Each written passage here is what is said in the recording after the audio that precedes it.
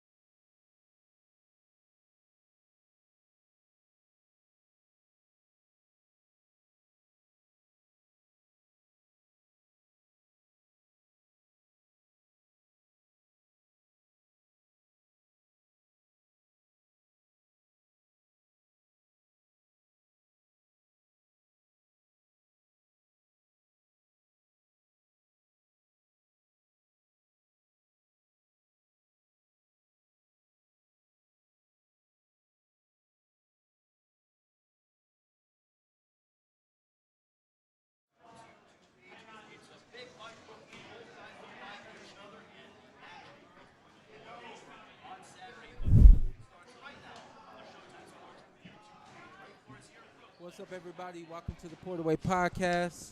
Turn me up. Y'all know what I say. Can you hear me? Can you hear me? Yeah, well, you know. Nah, I thought my guy had it together. He's getting it together. He good. Don't put the pressure on him. Don't put the pressure on him. I can hear myself. Welcome to the Porterweight Podcast. We are here live at Gleason's Boxing Gym, Brooklyn, New York, for anyone that didn't know. Of course, my man to my right, your left, I believe, if that's how TV land works. Yeah. Antt with 2 T's. I mean, it's special, man. I was in Dallas, you know, essentially by myself, and I loved it.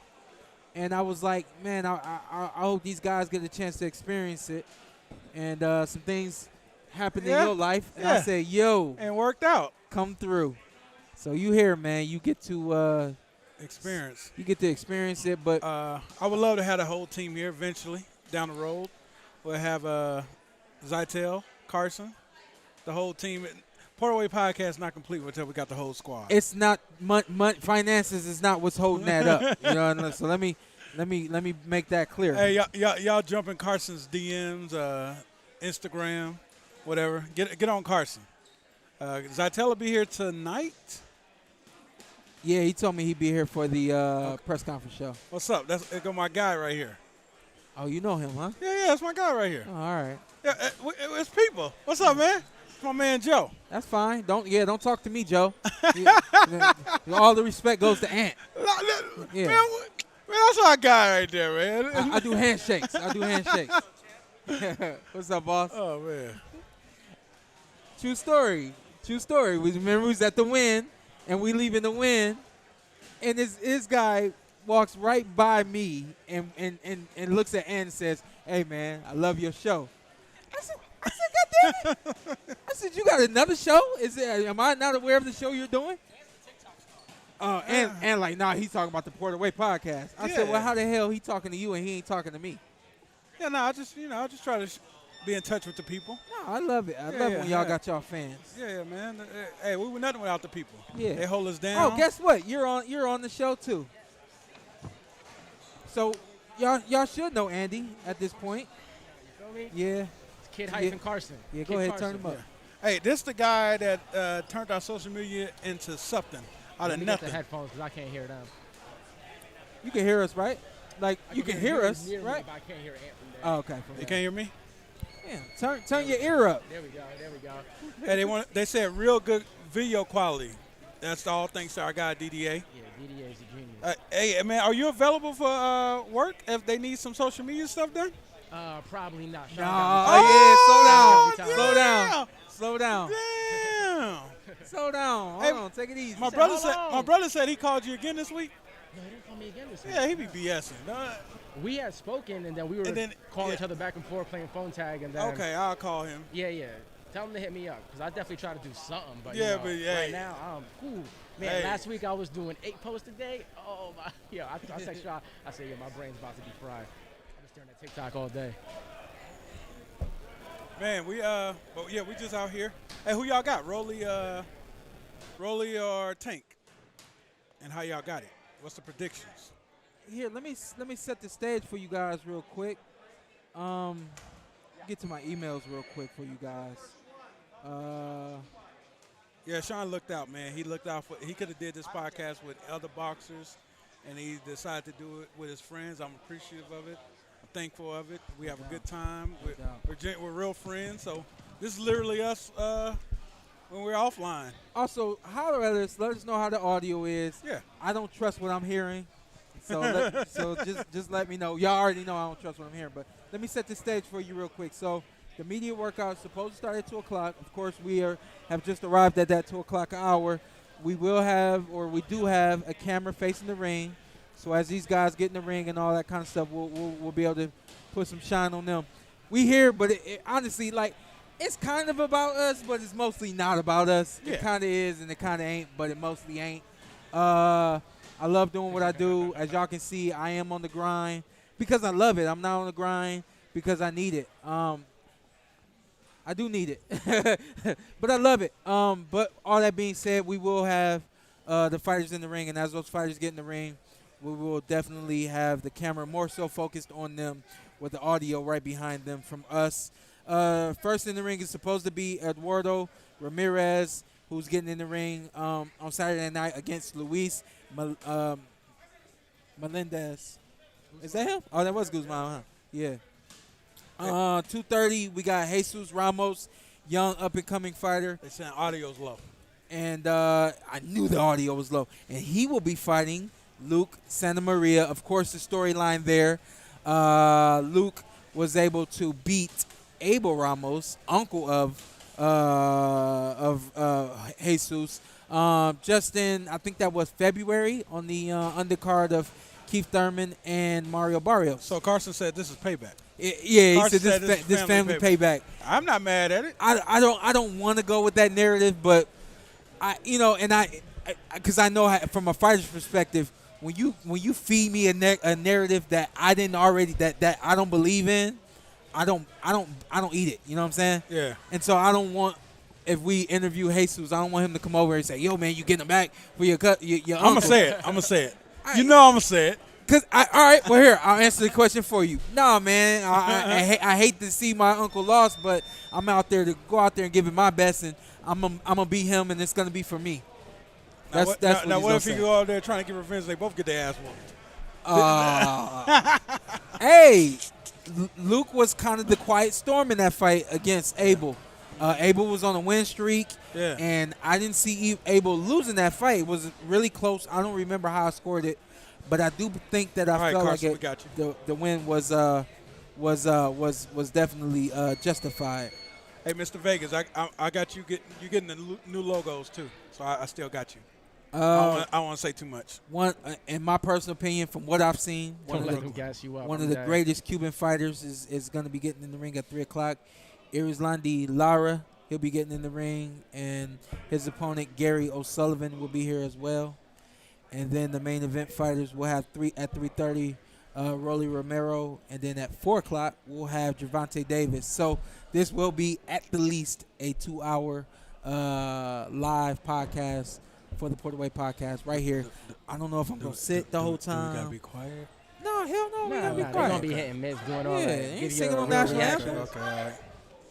Yeah. Oh, well, you know what? Maybe we should show some respect. They can't hear us from here. No. It's Jim here in Yeah, Brooklyn, let's do it. New Yeah, we got the York, audio. as it is fight week here in the Big Apple. On Saturday night, it'll be Gervonta Tank Davis, who's undefeated, defending his lightweight championship of the world, as he will collide against a fellow unbeaten contender, Rolando Rolly Romero. Neither man like each other, and the bad blood will boil over on Saturday Night Live on Showtime pay-per-view from Barclays Center here in Brooklyn. It's all brought to you by TGB Promotions, Mayweather Promotions, and presented by Premier Boxing Champions, as we are going to show you and interview all 8 fighters a part of Saturday night's pay-per-view extravaganza. We have a loaded card from top to bottom. We're going to start off in the super featherweight division, as we have a matchup between a fighter from Mexico and a fighter of Puerto Rican descent. All right, tell us will be renewed once Him or me? again. Then we will move up from 130 to 154 as Jesus Ramos, who's undefeated, 21 years of age, 18 of 15 knockouts. He will put his skills to the test as he takes on Luke Santamaria, who incidentally happened to defeat his uncle back in February in Las Vegas. Our co-main event will be for the middleweight championship of the world, as Edeslandi, the American Dream Lotto, a 2-division world champion, puts his title Somebody on said, the I wonder line what that dude's against real the voice very sounds like. determined and aggressive Just like that, Gary Spike unfortunately. O'Sullivan, and then we will talk I'll tell a with quick story Gervonta when we're Davis done. and Rolando Who Romero. asked that question? But right now, That it gives me the was great honor Maine and pleasure Ortega. to introduce I was a gonna young say, fighter who hopefully is that wasn't 24 Carson. years of age. His record, 17 wins, including 13 of those coming by way of knockout against 1 defeat.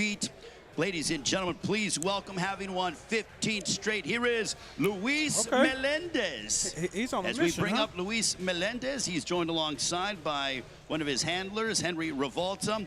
Luis, before you get into your workout, I'm going to have Henry over here. If you can stand over here to my right, and then Henry, you can go ahead and translate. But I want to get Luis's thoughts. He's 24 years of age. This is a big opportunity. He's taking on Eduardo Ramirez. It is Mexico against Puerto Rico. What does it mean for him, being Puerto Rican, to take on a Mexican and renew this rivalry? Carson, what you think about the rivalry, Carson? Bueno, de verdad que significa todo para mí esta oportunidad. La rivalidad, como tú dijiste, es una rivalidad bien grande y yo no voy a dejar que el mexicano me gane. Yo voy a ir para allá a hacer mi trabajo y voy a salir con la mano en alto y voy a poner mi bandera en alto con mucho orgullo. Puerto Rico and Mexico has always been a great rivalry, Or is he but behind? come Saturday night, I'm not going to let this Mexican warrior beat me, and I will have my hand raised and I will put my Puerto Rican flag on high. Eduardo Ramirez has won 4 straight. He's 29 years of age, 5 years older than him. Where does he feel he has the advantages against Ramirez? Hey, shout out to my guy. He started 2-1. Bueno, and pues knocking him que out yo ever nací since. para esto, este es mi momento. Desde chamaquito yo me estoy preparando para este momento y la ventaja mía es que pues yo soy un boxeador completo y estoy enfocado y voy para allá a hacer mi trabajo y yo no voy a dejar que nadie me quite la habichuela de mi hijo. I was born for this. I've been doing this since I was a kid. He's a great fighter, but I'm not going to let anybody take my kids' beans from the table. So I'm coming to win on Saturday night. On Saturday night, for fans who've never seen you fight, what can they expect as you collide against Eduardo Ramirez to begin the night of this terrific card with Gervonta Davis and Rolando Romero competing for the lightweight championship of the world? Bueno, esperen una noche bien explosiva y una noche de una victoria bien grande para mi isla y para toda mi gente también. You can expect a very explosive night of boxing and a great victory for all my people and the country of Puerto Rico. And finally, what's his prediction in the fight? Has he thought about, is he looking to fight to end it inside the distance, or does it not matter to him as long as he gets his hand raised? Yo lo que sé es que yo voy a ganar, sea como sea, puede ser decisión, puede ser knockout, puede pasar, pero no voy a buscar el knockout, pero puede llegar, pero sé que voy a ganar, sea como sea. I'm not specifically looking for the knockout, but I can box, and I can also have knockout power at the right time. I'm not looking for that, but whatever comes, comes, but I know that I will have my hand raised in victory at the end of the night. It's a very tough and determined Luis Melendez. Thank you very much, Luis. We'll allow you to work out. Henry, thank you so much for the translation. Look forward to seeing Luis Melendez and Eduardo Ramirez. Yes, sir. This is the dude Thank I you was very gonna much. get to work the- Henry Revolta, everything now for the Luis Crawford Melendez fight. will work out inside the legendary Yeah, the squared cameraman for circle Crawford. here Oh. at Gleason's Gym, which has been the home to many illustrious world champions.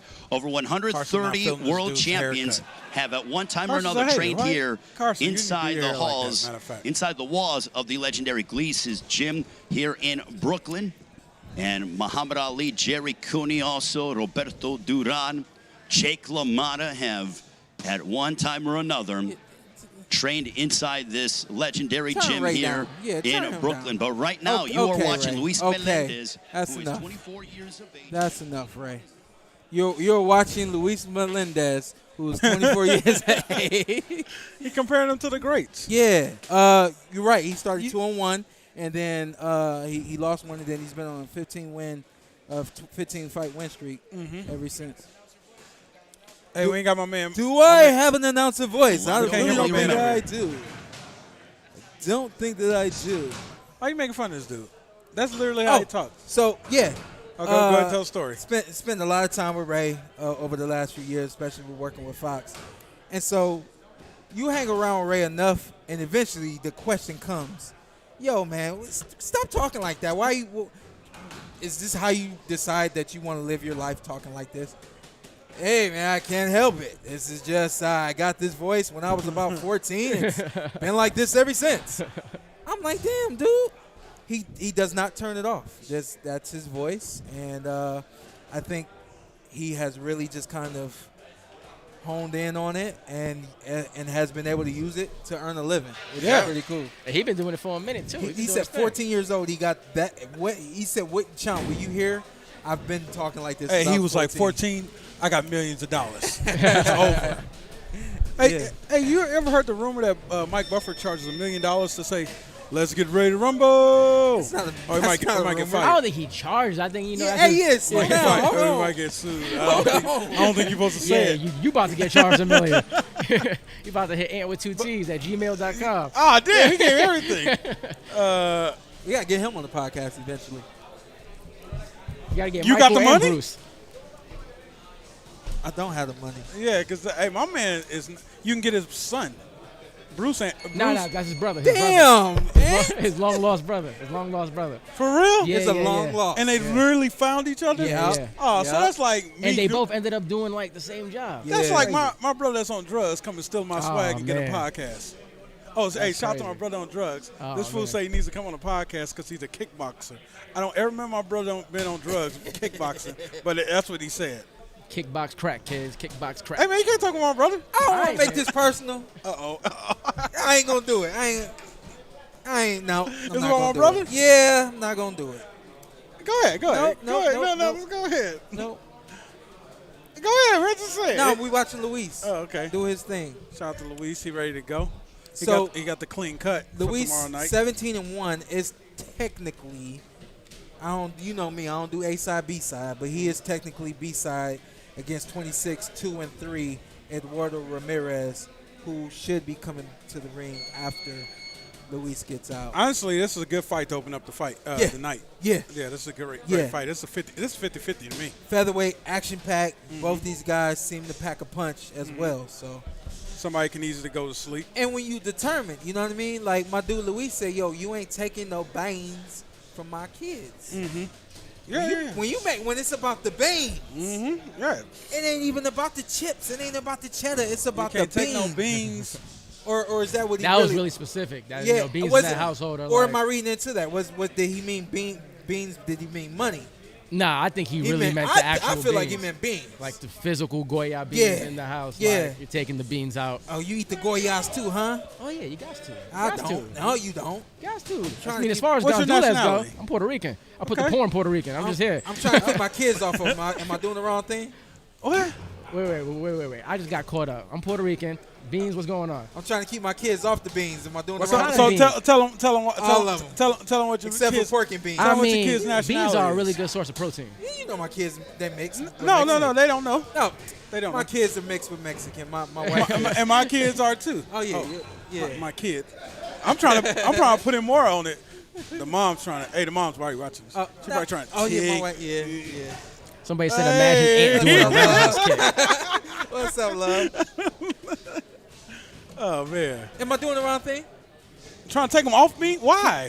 Cause I don't eat them. That ain't got nothing to do with you. Yeah, I know. I don't eat them. They got to have a little bit of, They eat them, Yeah. but when yeah. At one point, they going, it's part of their culture. It's part of their cuisine. Diggy got a little pebble now. He got a little Okay. pebble. Yeah, he learned how to Okay. like flex it. Okay. Hey. I said, Diggy, this what's next for you. Hey, nah, Sean, little son, he came out. He came out looking like Shawn Porter. Somebody Literally said Sean came out. loved a too small shirt. What size is that, Shawn? What size? So just so y'all know, it's a medium. If you got some It merch, does send say us some M? mediums. You got a, you got a little brand. You want send us some mediums in. I do support. So you just gotta get it to me, and I will. Obviously, if I believe in you, I will support you. And entrepreneurship, I definitely support that. Hey, System 2X, I'll wear them because you know that's what I do. I'm gonna support it. Hey, send my man. Hey, Yeah, send me a small, man. yeah, we got some I'm small. only 138 pounds. Hey, we'll wear you them know? on the show, man. We'll get you on. Shout out to my boy James Monday. Okay, showed my man a lot of love last I week. know, man. We were talking about it last night. I got my bees. got yours on? Yeah, I'm gonna wear them for the fight. Yeah. Oh, okay. I ain't got them on. I left mine at home, man. Shawn, how's it You feel want to be some back beats? in Gleason's, man? Give me some beats. I I'm need those hyped. Monday I got beats. you. I'm hyped to be here in New York, man. I told my guy, I said, "What's up, man? Good to see you." I said, "Yo," doing, man? I said, "This is like everybody in here is family." Mm-hmm. It's like I haven't seen family in 5 years. And he said, well, "It ain't been that long." I said, "Feel like it?" He said, "Yeah, it feel like 5 years, but it's been a minute since I've been here." I got to a point where all my fights were in New York. Brooklyn was where I was gonna be. The Gleasons was where I was going. You know what I mean? So Are you able to tell the difference between the OG one, where we used to get a lot of interviews at, and this one? Nah, You didn't even realize this is a whole different spot, did you? nah. Yeah, this is a whole different gym. The other gym had The other what, gym was 5 on the or other 6? street. Was on the other street. How many rings was in that gym? It was almost the exact same setup. They Yeah. pretty much duplicated it Yeah. exactly. Hold on, Before the there's other one 6 used to There's 5 rings in there? Got your girl, head to the heat. Turn him up real quick. He has won 4 straight. And incidentally, he is the #1 contender in one of the sanctioning bodies, and he looks to continue to hold on to that distinction. He has a matchup set up potentially down the line. It will be an eliminator fight, but in order for Ramirez to hold on to that eliminator fight, which will punch his ticket to a You got world the title P.O. fight, box? he's I'll got to get my get address. past Luis Melendez. And inside the ring P.O. now, box? from Los Mochis, Sinaloa, I'm getting you guys the P.O. Mexico. box right now. As I pointed out, his record 26 You wins, can always send 2 them to my house, losses, but my girl's- 3 my girl's draws. scared y'all gonna show up. Ladies and gentlemen, please welcome the very proud Mexican Eduardo Zurutito Ramirez, ladies and gentlemen. And we're going to talk with Eduardo Ramirez. If you can go ahead and translate for us. Eduardo, tell us about how you're feeling as you guys begin the pay-per-view of Gervonta Davis, Rolando Romero from Barclays Center here in Brooklyn. I don't know speak English. No, I'm saying, Oh. can you translate? Oh, okay, I will translate then for you. Eduardo, ¿cómo te sientes para esta pelea It sounded like este you said, I sábado didn't know we were contra st- tu we were starting it oponente off. en Luis Melendez? Estoy motivado, estoy listo y vengo a ganar. He goes, I'm focused, I'm ready, I'm motivated, I'm coming to win. What does it mean for you to be a part of the Mexico and Puerto Rico rivalry? ¿Qué significó peleando contra un puertorriqueño? Tú eres mexicano y tienen un rival con México y Puerto Rico en Man, el they gotta boxeo. pay me to take the snap Sí, back como off. lo comentas, es la clásica guerra México-Puerto Rico desde hace mucho tiempo. I had Y it off at the esta no web. será la I excepción, think va a it's ser una in- gran it's in- pelea. it's in our, El público de acá de it's in Nueva our, York va a salir ganador con podcast este IG. espectáculo. The fans are going to win, and yes, he goes, it is a well-documented, the Good. rich rivalry between Mexico and Puerto Rico, and we are certainly going to put on something very special. In your mind, Eduardo, have you thought about how this fight is going to end? ¿Puedes sacar una predicción para la pelea contra tu oponente Luis Melendez? No me gusta hablar como dicen por ahí demás, pero yo vengo a ganar y ese es mi único objetivo. I don't like to talk, and I don't like to give predictions like everyone else does, but look, I'm coming here to win, and that is my singular focus. Bro, there's and no way finally, that's the whole- Eduardo, Why is it so in terms long? of pressure, because you are ranked in Why is the it so- top of the division, why is it so long? but if you win this fight, you're going to take on, you have an eliminator fight scheduled, but do you feel any pressure? ¿Sientas una presión porque tienes una pelea que puedes pelear por el título mundial? Si ganas esta pelea, ¿tienes una pelea en eliminatorio? No es más que nada presión, sino motivación. All right, guys, I'm about to Solo put the info He in goes, the it's not really comments, pressure, it's more for the motivation, address and to that's send all merch. that there is. Whatever So, you guys need. thank you very much to Eduardo Ramirez. second. Muchas gracias. Y nos vemos este sábado en pay-per-view. Muchas gracias a todos por la audiencia, por el tiempo y Why are you going always? no se pierdan la pelea de Ramírez Meléndez. Hey, you He know goes, this is the one listen, by my thank you house. very much, and don't miss Ramirez and Melendez, we got something for you. Now we're going to allow him to work out here at Gleason's gym here in Brooklyn. Eduardo Zurutito Ramirez getting set to collide against Luis Melendez.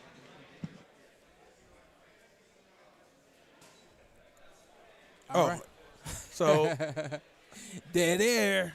sorry guys, I'm trying to get you guys some We back, putting the P.O. Box information right there in the comments for Yep. y'all.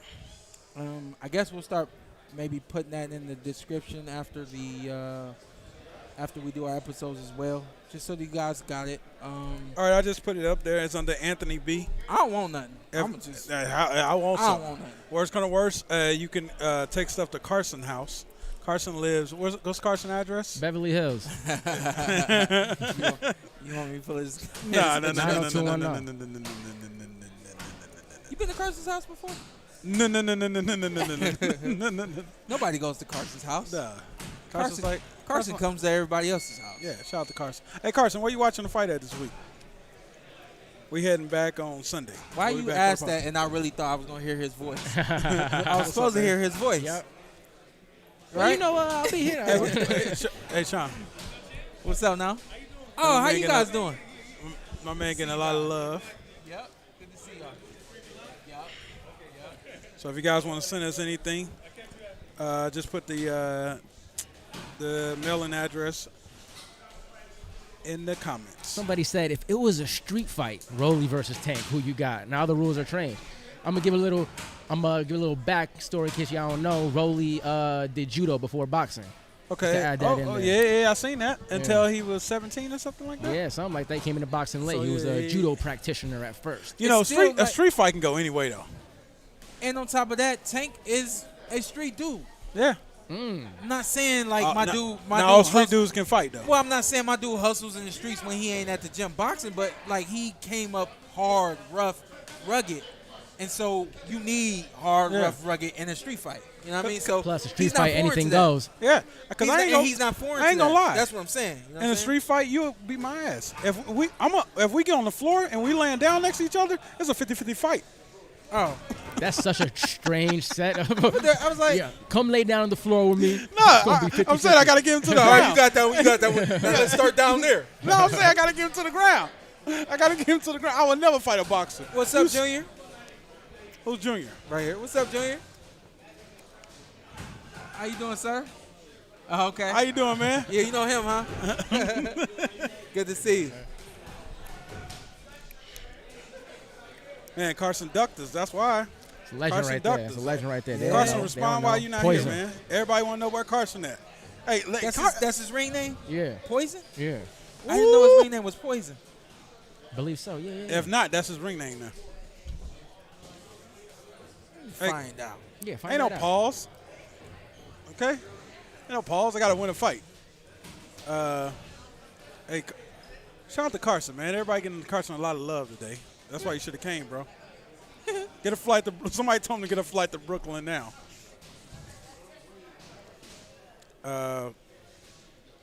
We got Laura fighting tonight.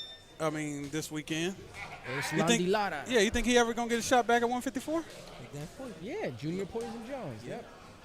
The only We out person. here. The only person. I mean, I'm filling in 160. for Carson and Sean Zittel. You see, I'm doing both sides. Hey, you hold me There down. I'm filling in for both. Honestly, I would like to see Charlo versus Laura. I don't know if you guys would be interested in it, but I'd They be used interested. to talk in it. about that fight here and there. Big Charlo was always anti against it. He looks at Laura as like a brother. Jamel is probably the one that's more open to it, you know, since they don't have the same trainers anymore. Okay. But that used to be the narrative. You know, things change over time. Yeah, I would definitely be up for that fight. But I know certain people don't fight certain people.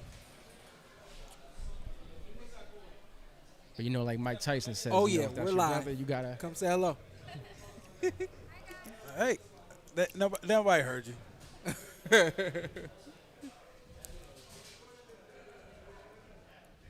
So what you see right here, Sean? This kind of shadow boxing right here. He would. He's just loosening up. He's just loosening up. Like I said earlier, this is more so for the public. Another chance for us to sell the fight. Like I said, us. I'm a Yeah. part of the media now, baby. Part of the media now. Yes, sir.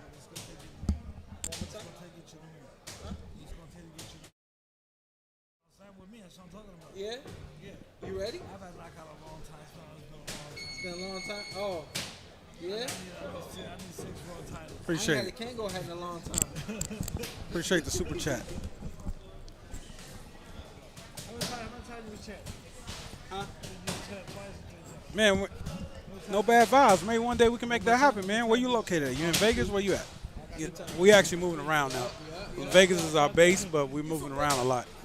Yeah, that's what We I actually thought. want a podcast where you can actually probably come on. You send our merch on, we'll give you a whole commercial. Ask my man James Monday. Because without you guys, it wouldn't be nothing. So I'm all about giving back, man. Looking out for people, bro.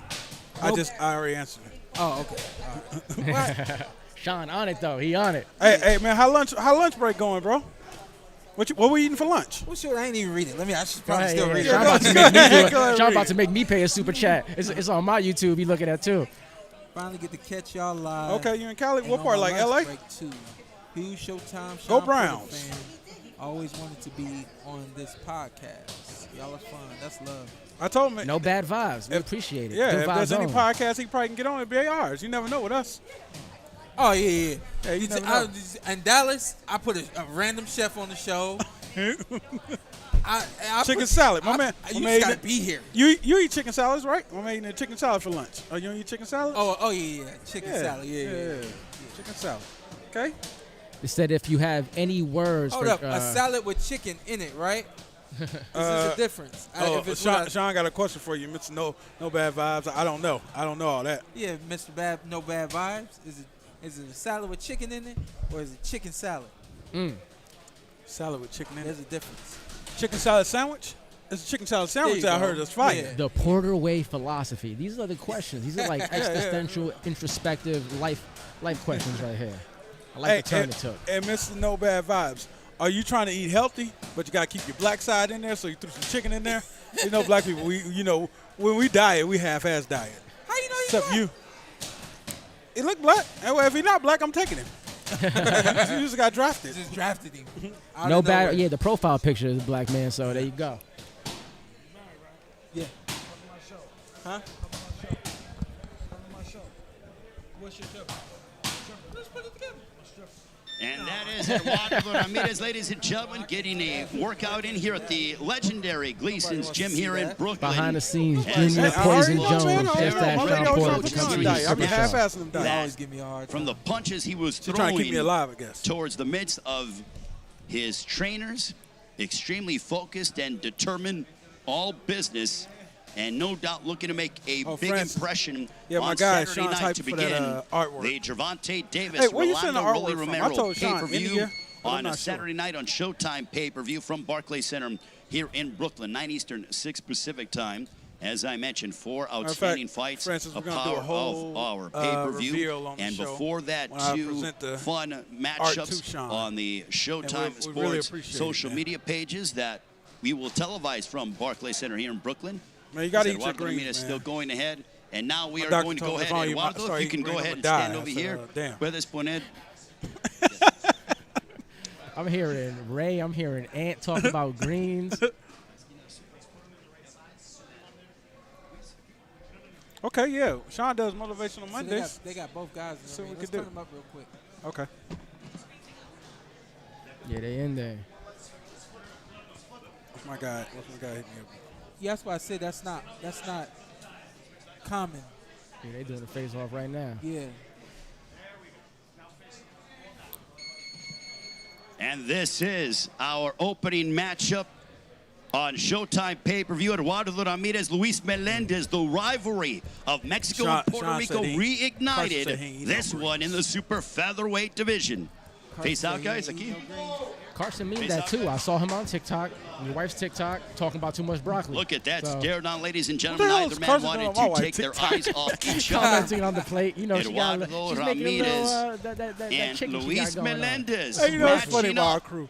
Carson's like, hey, man. Both men with since so you'll be much going, on the line looking to think your lady gonna elevate watch their the fight standings at the house? I in said, I don't the know. You touch division. my lady. So I don't that'll care. go ahead and conclude. It's weird how we are. We just like, I don't know. Fuck. You'll be Nah, like, hey, man, text that me. ain't where. That's the way it's supposed to Yeah, be. yeah. You know what I mean? It's like, man. I Family don't know. Ask vibes. them. Yeah, we all look out. Yeah, yeah. It's all love, man. Always. We have we disagree on stuff strongly, and we agree on stuff strongly. don't think we disagree on stuff strongly. We get heated sometimes. I mean, we've done it on the podcast. Heated. We got episodes where we get heated. It's all love at the end of the day. Knocked out Sonny Liston in that memorable, iconic photo where Ali is standing Yeah, I over agree. Sonny I don't Liston. think any fighter's What's better than interesting fighter. about that is that Muhammad Ali, led by his My guy trainer, Andy the right there, great, the future Hall champ. of Famer, Angelo Dundee, prepared for My guy that Andy fight Dominguez here right there, at future Gleason's champ. gym Yeah. over 57 years ago. And as we go ahead and Hey, inch my guy, closer come on real to quick. Fight Night, there is something very special about being here in New York record? City, Think in he's 4-0 Brooklyn, right now? as since Barclays Center fighting? opened up over Huh? 10 years ago, Think he it fights has at been the 118. home of some memorable matchups and some huge moments. And for Gervonta Davis, it is the home of when he defeated Jose Pedraza to capture his first world title. And you have to go all the way back to that of January 14th, Come here, man. Come here, come here, come here. Come here. You 2017. fight? So over 5 years ago, that is how long Gervonta Davis has been a 17. world What'd you champion. fight at? He is a 3-division, 5-time world champion, as he will put his 187-0. lightweight crown on the line against Andy, somebody that, what's I'll your be name? honest with you, he Andy doesn't really Elijah? care too Dominguez. much Man, for. Elijah. And Rolando Rolly Right Romero. there in the- I don't even know if he in the mic, but hey, check. Yeah. Hey, No, 'cause no, I'm- you gotta wait. You gotta wait. You gotta wait. We gonna do Andy first. Yeah, you gotta wait. I'll give you a second. Yeah, you gotta wait. I'm running this operation. Oh, my bad. I'm trying to show love, man. What's up, man? What's up? How you How doing? you feeling, boss? Good. I seen you run in Charleston. I train in Vegas. Oh yeah. Yeah. Okay. Yeah, I've Is seen that you where you run. from? I train in Vegas. I'm from New York. Okay, but okay. I train in Vegas. Okay. Yeah, I train with Ismael Salas. Okay, I got you. Yeah. I got That's you. why I'm here, cause Lara's coming. So And- you're not a stranger to this atmosphere. Oh no. You like this atmosphere? Yeah, of course. Hell Yeah? yeah. As a fighter, for me, I couldn't wait till that started happening For real? me. Yeah. I mean, I feel like this. I don't know. I think it's a. Bring it back here. Bring it back here. Yeah. Go ahead. Oh no, I ain't saying that. Yeah. No, I couldn't wait for that. Like, what about you? I mean, I didn't mind. I don't mind. No, you're Yeah. talking about when you get to this moment. Yeah. This When moment? you, Yeah. Oh, for pay-per-view. media? Yeah, when you got your own pay-per-view. I mean, I haven't got my pay-per-view. No, he not. No, he not ready. Tell him how You- much of a beast you are. You Yo, see- this nah, is my gym. in Stop 5 me. years, this is you. You ready for this moment? 5 years, I'll say. When I'll you say last. main event at the Barclays, you ready? I think I'm ready. Yeah. Okay, they say you I feel next like- up. Yeah, I'm 7-0. I just finished fighting last week. I fought for the WBA. Okay. Feather Central. Congratulations. Thank you. Yeah. Where'd you Yeah. fight at? Huh? Well, wait. Where was it? Wait, I fought Located? in Newark. Okay. In Oh, Newark, okay, yeah. right across the. Yeah. At home, huh? Yeah. You won at home, huh? Yes, sir. You brought him out. You brought him out. The Yeah. family You was want out. to impress Yes, me? sir. Go to Oklahoma. Win in Oklahoma. Oh, if you wanna Mississippi? impress I me. will. Mississippi? Yeah. Win in Mississippi if you want to impress me. I say no. I will. Hey, real quick, so tell everybody what they can look forward to when they do see you. Andy Dominguez, describe yourself as a fighter. Well, first, I'm Mexican. And I was gonna say it in Spanish too. So first say it in English and then say I'm it in gonna say. Spanish. I say in English. Yeah. I'm Mexican. I like coming forward, but I mean, not coming forward with my head straight. I like moving like Julio Cesar. Smart. Yeah, Julio Cesar Chavez. I like Finito Lopez, Ruben Olivares. I like all fighters. Okay. And I mean, since I started working with Salas, he teaching me a little bit of Cuban, Yeah. Cuban footwork. Yeah. And I'm a little bit of like everything. I mean, I feel like I know how to step back. Yeah. I know how to. You're a well-rounded, aggressive fighter. Yes, sir. That likes the action. Exactly. Yeah. Not I mean, afraid of the action. I'm not afraid to go to war, but But when you're it- gonna if give there's- more than you think exactly. you receive. Yep. All right, my man. Good luck to you Thank in the you. I future, appreciate man. it. Damn. I heard you got next. Huh? I heard you got next. Hopefully, man. Come on, man. Get out of here real quick. Let's get the other young kid. Hey, on real appreciate it, quick. I man. got you. Thank you, appreciate man. it. Good man. luck with everything, all right? 118 or 115? Andy Dominguez, be looking out. 108. Yep. Hey, Hold on, we got another young kid coming. Come on, and take the do rag off your head too. Oh, nah, it's a little crazy. yeah, don't do him like Same that. here, Yeah. man. Hey, I That's ain't why I mad kept at mine on. That's why I kept mine on. Hey, what's your name, bro? Eli, yeah. Yeah, we have an understanding. I told him to take his off. He said, "No, it ain't looking right." I get it. Leave it on. Yeah. Mine ain't looking right, so I gotta leave it on. Right. It is what it is, right? It ain't Saturday yet. Hey, Walk- Saturday, oh, yeah. hey, My bad. spit your name. I'm Eli. You feel me? Yeah. You got I'm Eli. what you got? Socials? What's your socials? Yeah, hold on, Eli. Your full name, Eli. Oh, my name is Eli Reddick. You feel me? Yeah. Okay. Eli Reddick. You from here? Yeah, I'm from here. Yeah. What part? To the mic. Oh, my fault. I can hold it. Yeah, you can hold it. All Yeah, right. we training you while we. Come on, man. You from New York? You spit at least.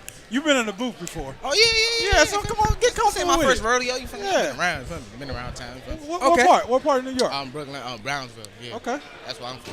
You feel me? Record 7-2. 7-2. Yeah. Okay. Yeah, How old are you, boss? I'm 19. Yeah. Oh yeah, young. 7-2, and you only 19. Yeah. You got more than enough time. Yeah. I hope so. Yeah. So, you feel me? What did you do as an amateur? If you know. I have one on tournament chat.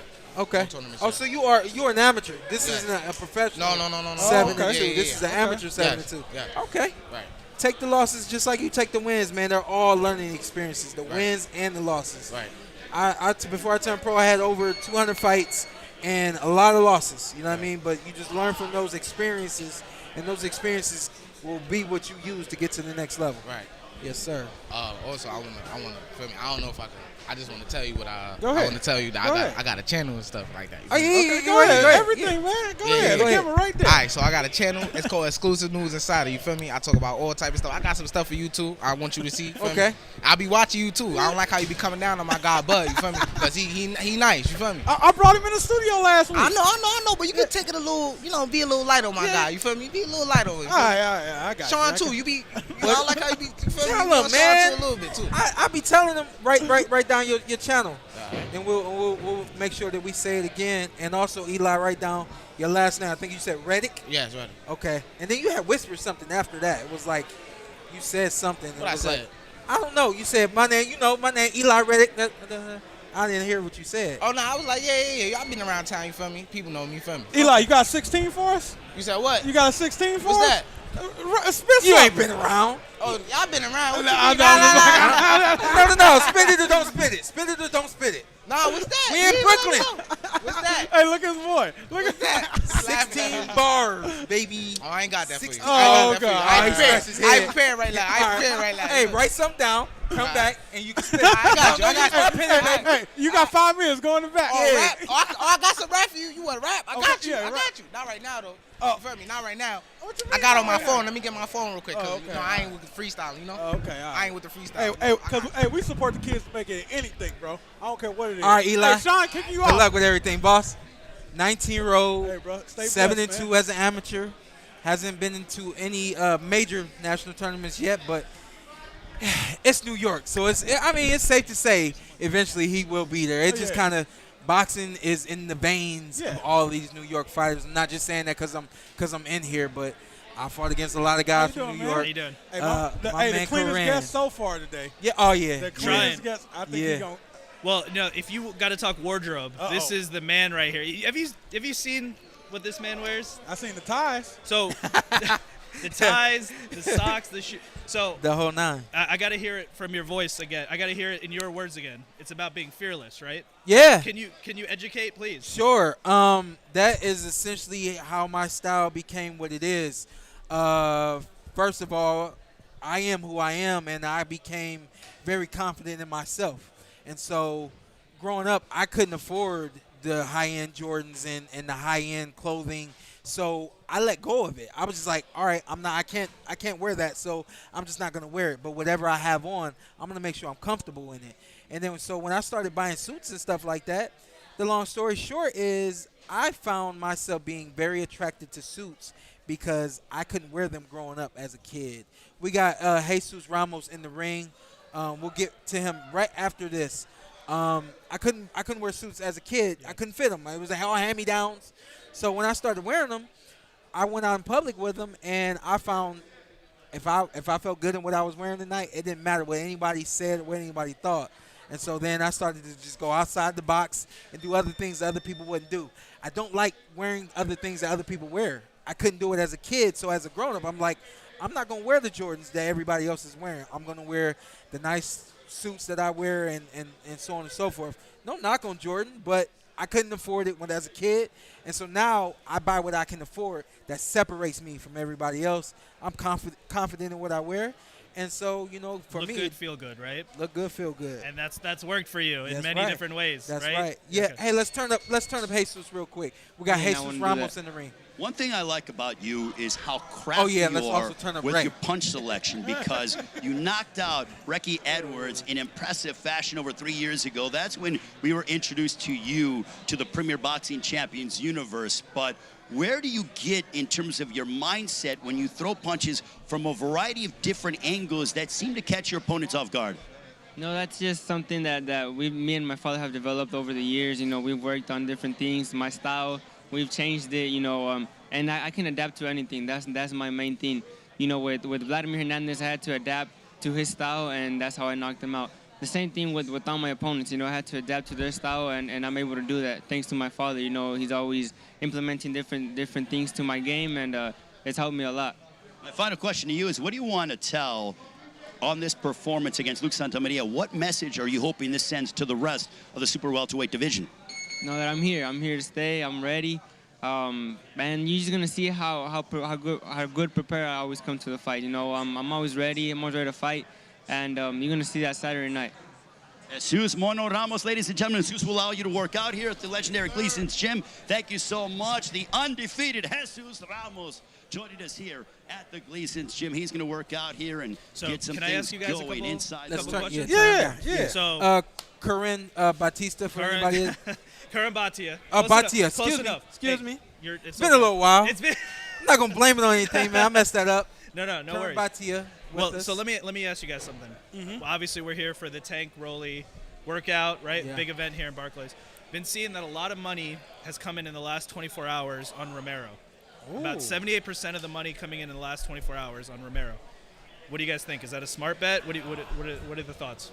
I'm a betting man. I'm from Vegas. Okay. I'm a betting man. So you want to bet on the underdog? Yeah, if you are smart, if you think he has a chance, and I think a lot of people think he has a puncher's chance. Yeah. Why not?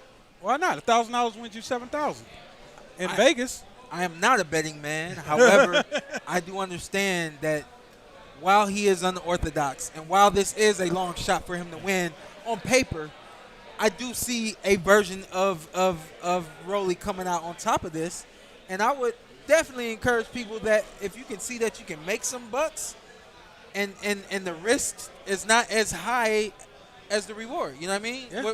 Last we saw $100 to get you $600, right? Yeah, $100. Well, $1,000 wins you. Or $1,000. $7,000. Will win you $7,000. Yeah. You know what I mean? Yeah. So I think that Vice versa, you got to put down $9,000 to win $1,000. Right, on Tank. Yeah. And do you guys think there's been rumors, we don't know, but this might be the last fight for Tank with Mayweather Promotions.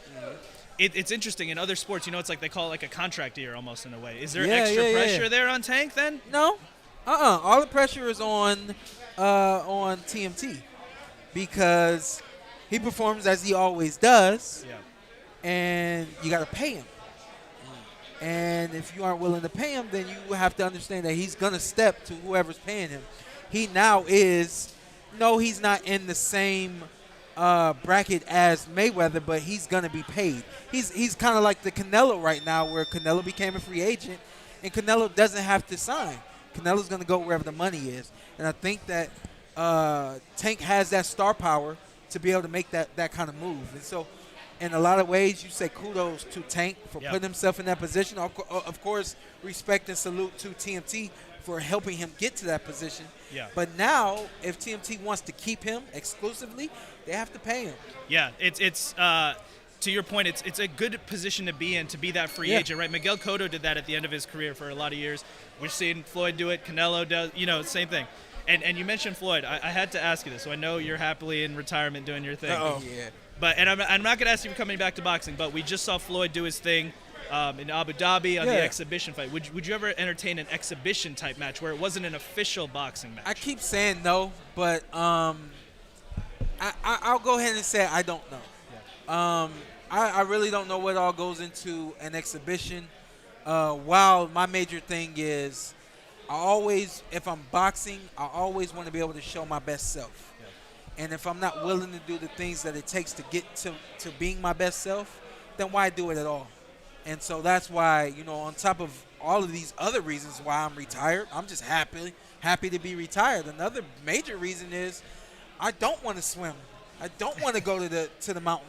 I don't want to spend time away from my kids and my wife. Not like I spend this, enormous amount of time away from them, but there's just these factors that I don't want to sacrifice. I made a lot of sacrifices for a very long time, and I get a lot of people that say, "Man, I hate that that you're gone." Yeah. So, if you hate that I'm gone, you probably caught on too late, because if you caught on early enough, you know that I put in 26 years. Fought everybody. I expect you to see all those 26 years, but if you can see didn't a lot of them though. If you didn't see 5 of those years or 10 of those Right. years, you probably missed Where you some good fought things. every single person Yeah. in that every Yeah. single person in that division. Yeah. The You were last talking 5, about- 10 years been a hell of a career. Yeah. You were talking about your training. A lot of that was with Larry Wade, right? Shout out to Coach My, Wade. my dad brought Wade in. Wade will be here soon. And he's he's right there. with He's with Romero. Yeah. He was with Tank at one point, and Yeah. they actually got into it a little bit at the press conference.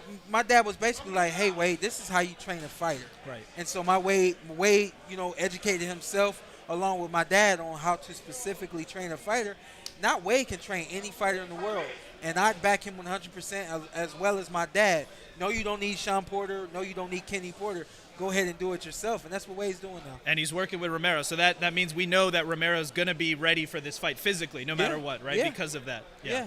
Absolutely. Yeah. Should be a big one, man. Yeah. I'm excited, man. Who got into it yesterday? At the press conference a month ago Okay. or so, Yeah. Tank had mentioned that I think Larry Wade was maybe at one camp with Tank. I don't think they worked directly, but I know he called him out. My And there was, camp. I think there was something there. Yeah. my So camp. I think that's what it was. Yeah. But now working with Yeah. Romero, so we'll see what happens. Tank is, in my opinion, is borderline amazing. Yeah. I do believe he's the Absolutely. best 135-pound fighter out there, and I think that Rolly, to the naked eye, on paper, in my mind, he's a step behind Tank, but on a special night and a special punch at the special time, and the list goes on. There's a lot of factors that go into that, but it can be done. Yeah. Definitely, if you got some extra funds, go ahead. Take Yeah, that yeah. bet. And The risk is worth the reward. Absolutely. And let me ask you guys this. I know you guys have a lot of guests. I'm going to ask you one last thing. With Tank, it's not just what he's doing in the ring, right? He's knocking people out, doing his thing. But he's become like part of the culture now. People tune in to watch. He's made himself a star. You connected with Tank. That's what it is. Because I think Tank elevated the sport a little more. Yeah. Well, you can Tank resonates with everyone, or not everyone, but with a lot of people. Is that you see the average story becoming a reality through Tank. A lot of kids don't get where he's gotten, and still able to kind of go back where he is and where he goes, and really just kind of live his life. So it's like a blueprint in a way for young fighters. I think it's hard to say it's a blueprint because not every fighter not every fighter is the same. Not every fighter. Some fighters, once you get out of Cleveland, you can't go back to Cleveland. Once you get out of D.C., you can't go back to D.C. You shouldn't go back to D.C. There's just things that you came from that you should not expose yourself to anymore. We've seen guys lose their life. Professional athletes go back to where they're from and lose their lives. We've seen other guys be threatened, and the list goes on. You know, so that reminds me of, and I'll leave you guys with this. I spent some time with Oshaki Foster, great fighter. He grew up in Orange, Texas, and there was a lot of things going on with family and distractions and things like that. Then he went to Houston. Yeah. Since he went to Houston, he teamed up with Bobby Benton. He got out of that environment. He's undefeated since then. Yeah. And to him, it was like, okay, you got to go back, visit family, things like that, but you want to stay away from those distractions, right? And you want to stay in a place where you can be focused. A lot of kids are afraid to succeed because they're afraid to leave their neighborhood. They're afraid to leave what they grew up, what they know. Yeah. And I've always told kids it's okay to leave home. You can always go back. But when you go back, what are you doing? If you aren't doing productive things when you go back, don't go home. Right. If you aren't giving back when you go home, don't go home. If you aren't going back and seeing the friends that are on the streets and helping them or giving them good words of encouragement, if you decide to kind of chill on the block, don't go home. It's okay to go home. It's okay to leave. It's okay to go back. But when you leave, do the right things. And when you go home, do the right thing. You got to write a book, man. These I are will. life lessons by Shawn I Porter. will. I mean, the fact that we're getting this for free is amazing, right? And somebody told me one time the biggest hack in life is leaving your hometown. The biggest hack in life. Oh, wow, yeah. Thank you guys so much, man. Appreciate it. Hope to see you soon. Hope to work with you soon. Appreciate it, man. Thank you Work so with you much. soon. Enjoy the workout. Talk to you Later. guys. Thank you guys.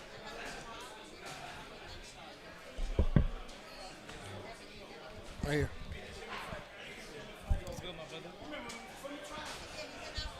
Anthony. Such a pleasure. Luke, this has been a moment you have been clamoring for your entire life. A big card like this on Showtime pay-per-view, Barclays Center in Brooklyn. What does this mean for you? I'm excited. You know, I'm excited to put on a great show and shock the world once again. Can you tell us about what you learned in the win over Abel Ramos? Because if you didn't get that win, you probably wouldn't be here today. Yeah, no, I've learned a lot. You know, I learned, you know, just that I can do it. You know, I mean, when the world is against you, it makes me work harder. So, it taught me a lot about myself. So when they called you now, to we take got on Luke Jesus Ramos, did Santamaria you in the think, ring, man, oh man, now I just gotta fight the defeated entire family moving Abel Ramos forward. in his last outing. I believe that was back in definitely, February. We accepted the fight right away because we know it's going to be a great fight. So, you know, we're excited. How are you feeling here at 54? Because I believe your last fight was at 47, but now you're here at 54. How are you feeling at this weight? Oh, I feel better. You know, I mean, it's not the weight class I'm going to keep fighting. I just did it just to fight Jesus, but once the fight's over, we're gonna go down. But I feel great, you know. I get to eat more and I get to cut less. I get to eat more.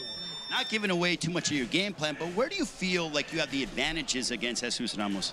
You know, it's just box. You know, box. Try to control that power. You know, that's pretty much.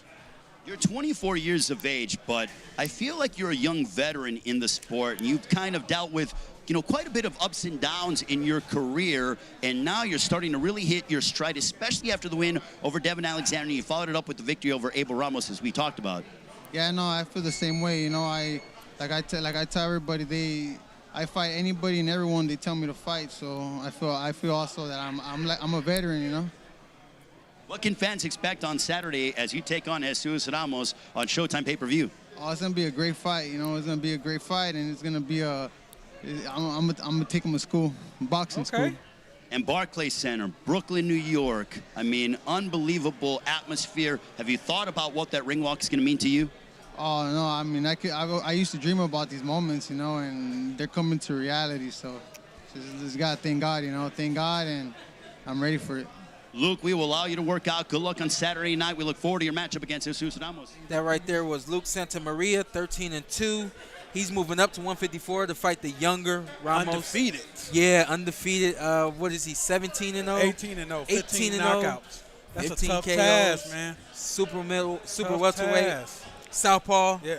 And Jesus Ramos, we didn't really Family say too payback. Much. Yeah. Shout out to Carson. That's what you want to say. Yeah. Yeah, okay. So Luke Santamaria, he just beat Abel Ramos, uncle of Jesus Ramos, who he will be getting in the ring with. And on Saturday, I want to say this real quick, and then we'll get to my guest. He said, I'm going to school Jesus Ramos. You know what's crazy? He says that. He's 24. Hey, Jesus is 21. Yeah. So I'm like, a little bit of a schooling against Abel, though. I remember that fight. Okay. It was a lot. It was a great boxing night for Luke Santamaria. He didn't get caught punching and a punch out with Abel. He fought when he wanted to fight. He used the ring, all the essentials required to school another fighter in the ring. And so while he's saying I'm going to school him, I guess you can expect to see Luke use the ring. Punching combination and try not to get hit. On the other side, you got Jesus Ramos, young power puncher, southpaw, and can work behind his jab. He knows how to get to guys. I didn't see him cut off the ring in his last fight. I want to see that improve. Of course, needed against Luke Santamaria. That should be a really good fight for us. I think that's the first fight on the pay-per-view. Leaning a little bit towards Ramos on that one. I'm going to be honest with you. you. No, I am too. Yeah, I'm going to be honest with you. Luke was a quiet storm in the last one, and we'll see what happens on this one. Yeah.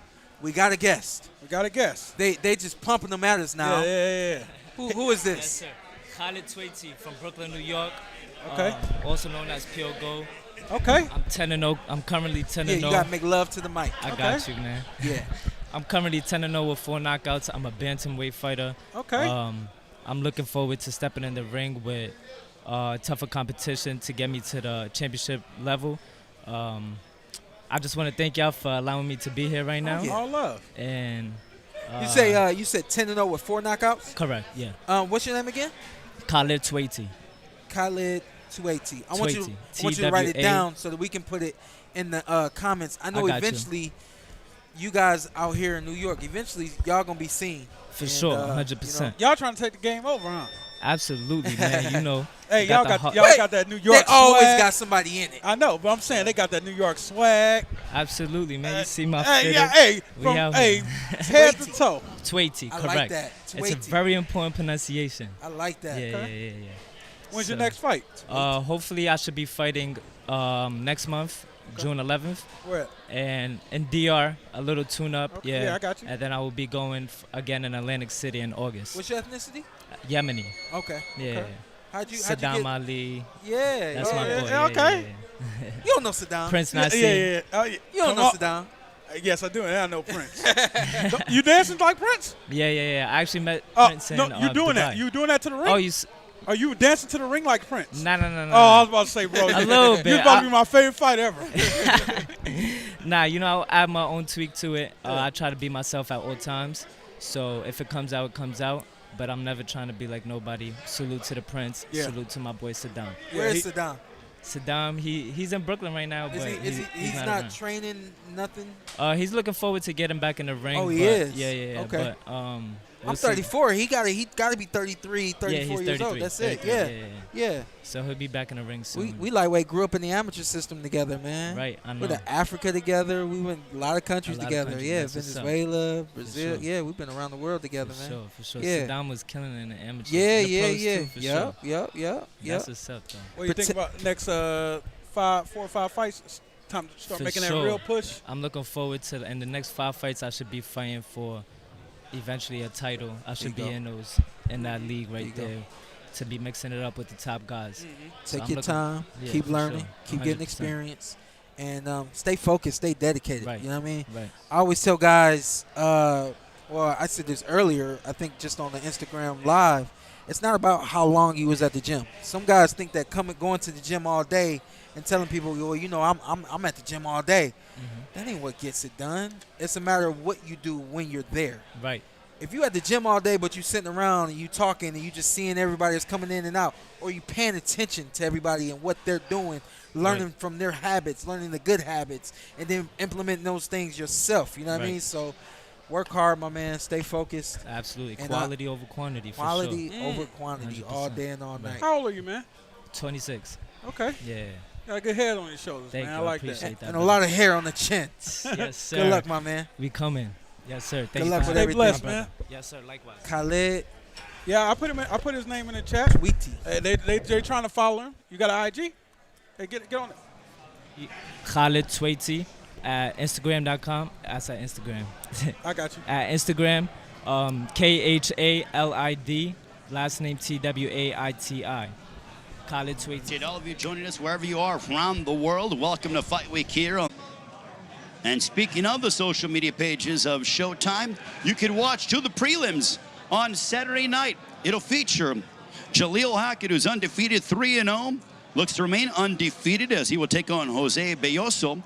And then Luis Cuba Arias, who got into a bit of a confrontation against Tony Superbad Harrison back in April prior to Sebastian Fundora's win over Erickson Lubin, as he had a little bit of a scuffle with Tony Harrison during the pre-fight press conference, as Tony Harrison was involved on the televised undercard. I never read that one. But Luis Arias said that if he's successful against Jimmy Williams on Saturday, which you will be able to see on the Showtime Sports social media pages, then he wants a matchup against Tony Harrison. That is what he craves. But Luke Santamaria is craving a victory over Jesus Ramos and is aiming to go 2 for 2 against the Ramos family on Saturday. All right, thank you, Ray. You talk too much. Eric. Hold on. That's disrespectful. Eric C. Somebody gonna say, Ray, and Shawn said you talk too much. Eric C., is there anything you like from Rolly's game, Antt? Is there anything I like from Rolly's game? Is there anything you like from Rolly's game, Antt? His power. I think that's the standout. Yeah. Very awkward. How the hell do you prepare for that? Yeah. You're not going to get another Rolly in camp. So I think I got a lot of nervous energy from him, but I think this motherfucker's crazy enough to go out there and do what he says he's going to do. He's willing to give it a try. So I give him that. You believe it? Yeah, he believes it, and I believe he believes it. What about you? People like to clown Rolly, but he got a serious 2-3 and a 1-2. When he comes in with that 1-2, it's straight down the pipe, and then he has these explosive 2-3s. He's dangerous. He throws it from anywhere, and it's strong. Yeah, no. That's what's make it weird. Every punch is a power punch. Yeah, he's got that kind of that thump. Yeah, that grown man strength. And you like, yo, where'd this come from? You know what I mean? And he's a big kid that comes down to the 135 weight class or 140. Is this 135 or it's 135? Yeah, 135. this 135 weight class, but he's still really big at 135. So myself, I like his unpredictability. What I would like to see Rolly do is get comfortable and just be Rolly. You would like to see Rolly get some rounds in. Well, I think it's going to take a couple of rounds for Rolly to get comfortable. But you hear guys all the time saying, if I be myself, I should have a good night. And sometimes being yourself ain't enough. But for Rolly, that's what got him here. The worst thing you could do is not be yourself on Fight Night. Because you didn't see the podcast. Because what I said on the podcast, I don't expect Rolly to be himself in the first round. Interesting. I could be all the way wrong, and like I said, I hate making predictions, but I don't expect Rolly to be himself. I don't think that would be indicative that I didn't see the podcast, but I disagree firmly on that.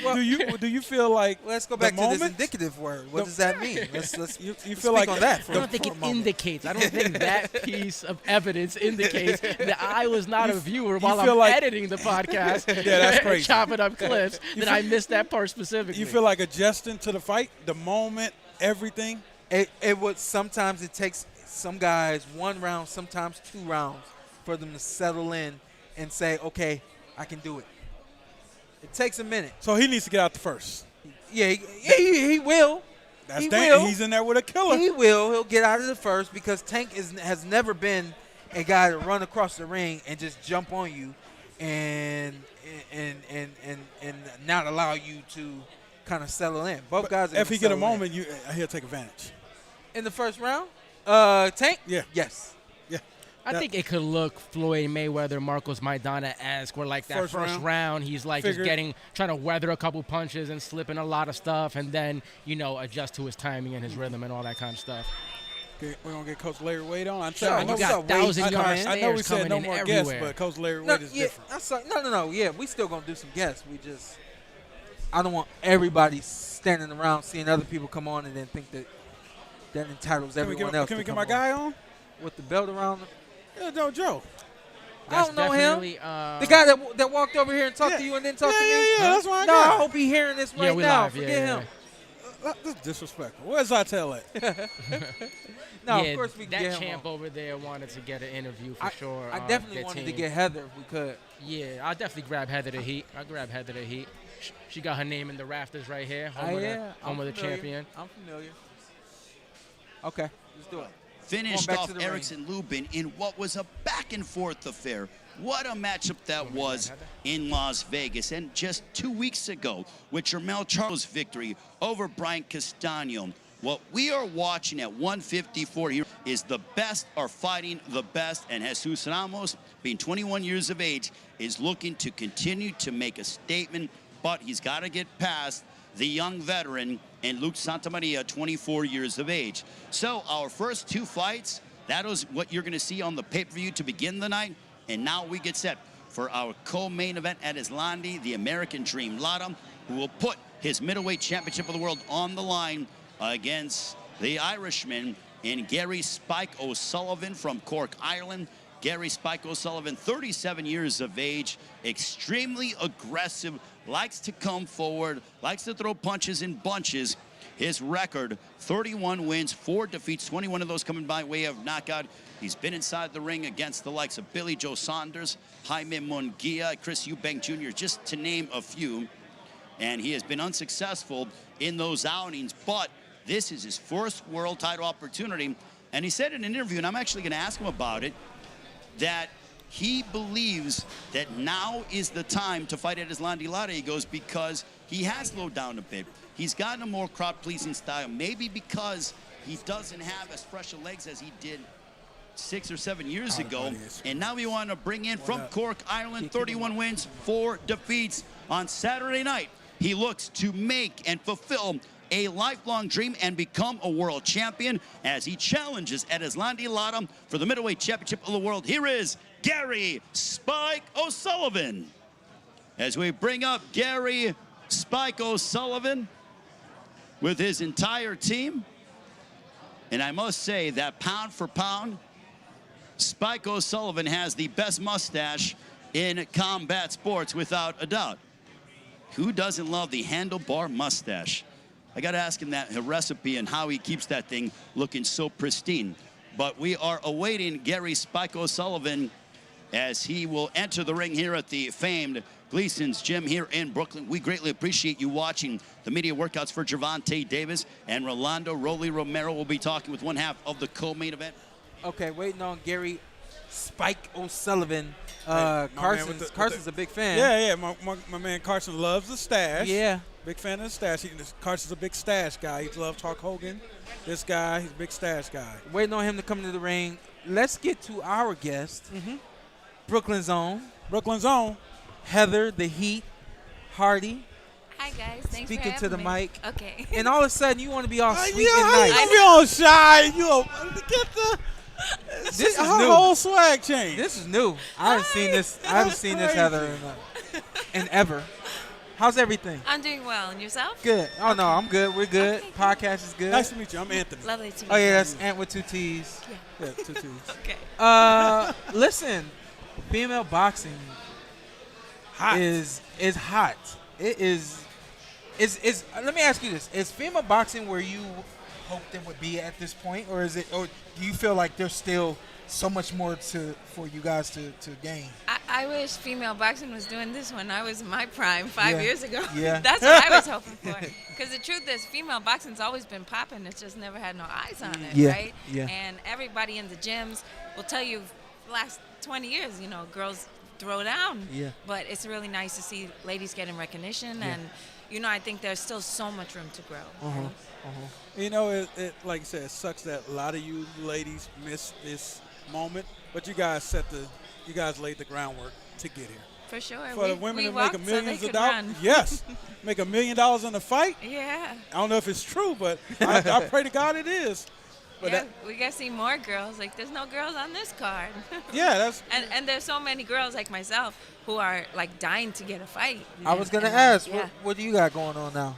Well, I just switched trainers. I'm working with Hector Roca, so we've been together for about 2 months. I'm finally back in training full time. So Still here? Yeah, I'm still at Gleason's. Okay. And Lou said hopefully I can get something in July. Nice. Yeah. You still with Lou? Yeah, still with Lou. Good. Lou DeBella, for anybody that doesn't know. You did a little bit of UFC, and are you still intending to do that? Are you back full-time boxing? My ass too old for that MMA stuff. Yeah. That was for when I was in my 30s, early 30s. So now, no. I hung those gloves up. Okay.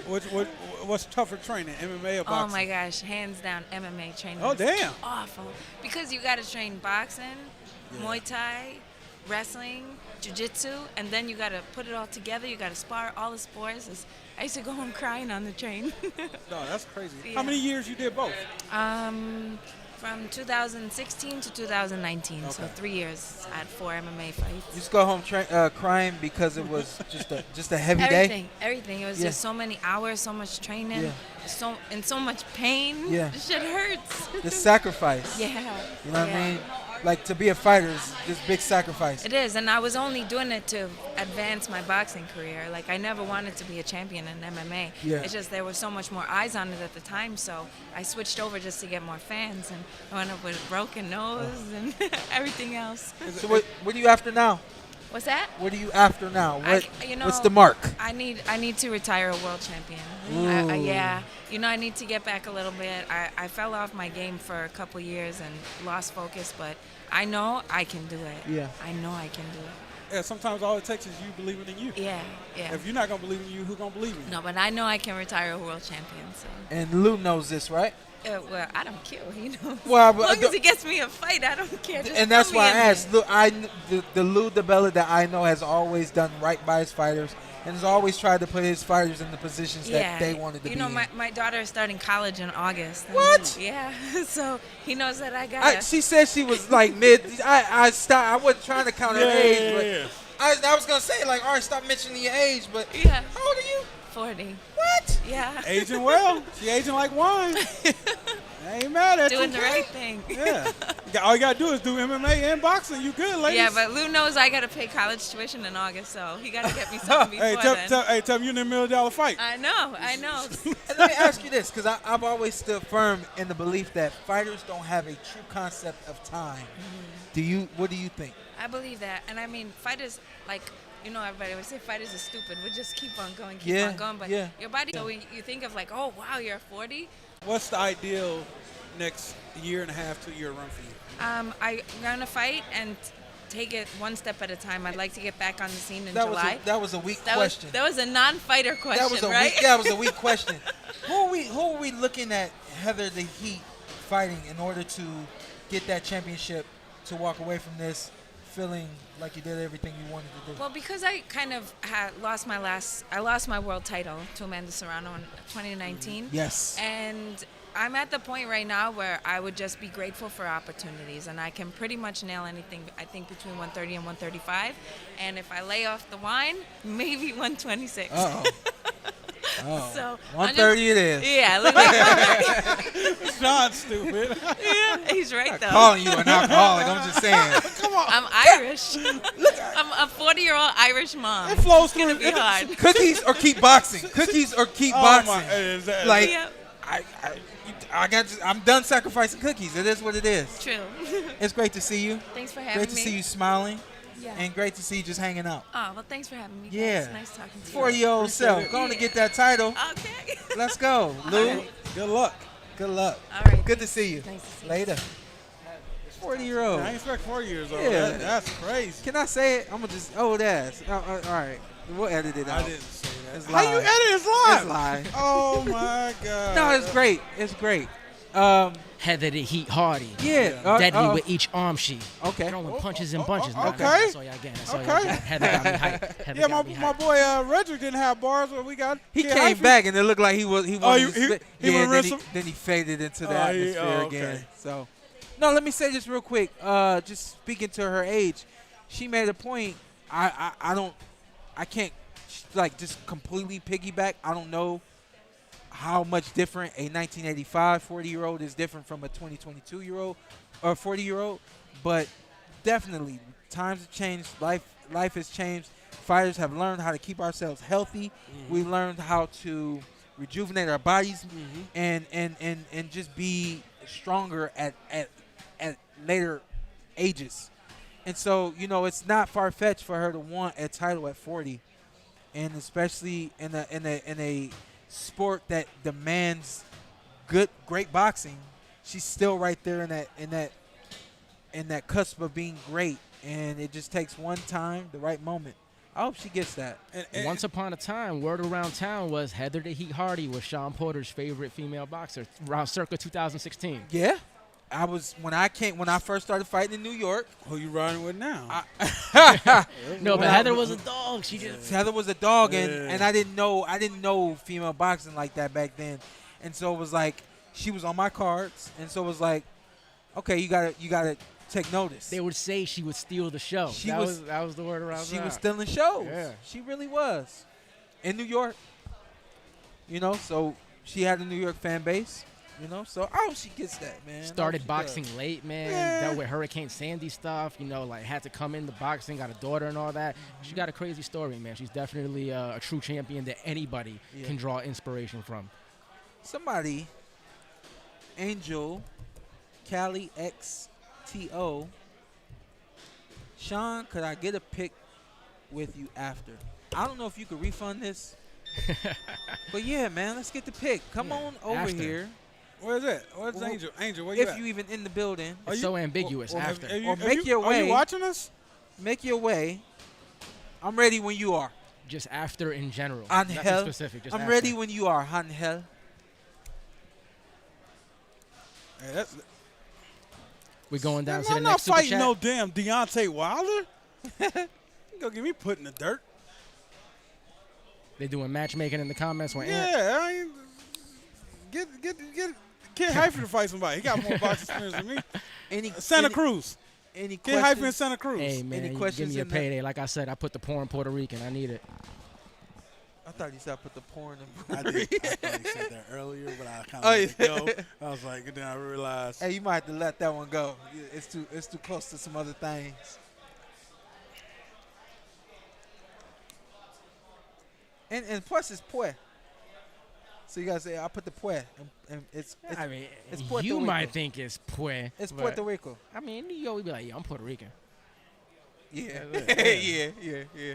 I'm about to be like, I'm Puerto Rican. We miss our guy Spike. Yeah, I Middleweight wasn't looking round for on the Spike. line. He's a two-division world champion, having captured the title last May with the victory over Thomas Lamana at the War Grounds in Carson, California, known as Dignity Health Sports Park. He was victorious as Lara, former world champion at 154, now holds the title at 160 and wants to handle business so that he can once again clamor and take on some high-profile names in the middleweight division. So Lara, 39 years of age, putting his title on the line, his middleweight championship for the first time. Should be an exciting matchup before we get to our main event of the evening. Don't forget, we have prelim fights before the pay-per-view at 9 Eastern, 6 Pacific time. We have Jaleel Hackett, who is undefeated in his late teens. He will put his skills to the test against a fellow unbeaten fighter from Carson, California, Jose Belloso.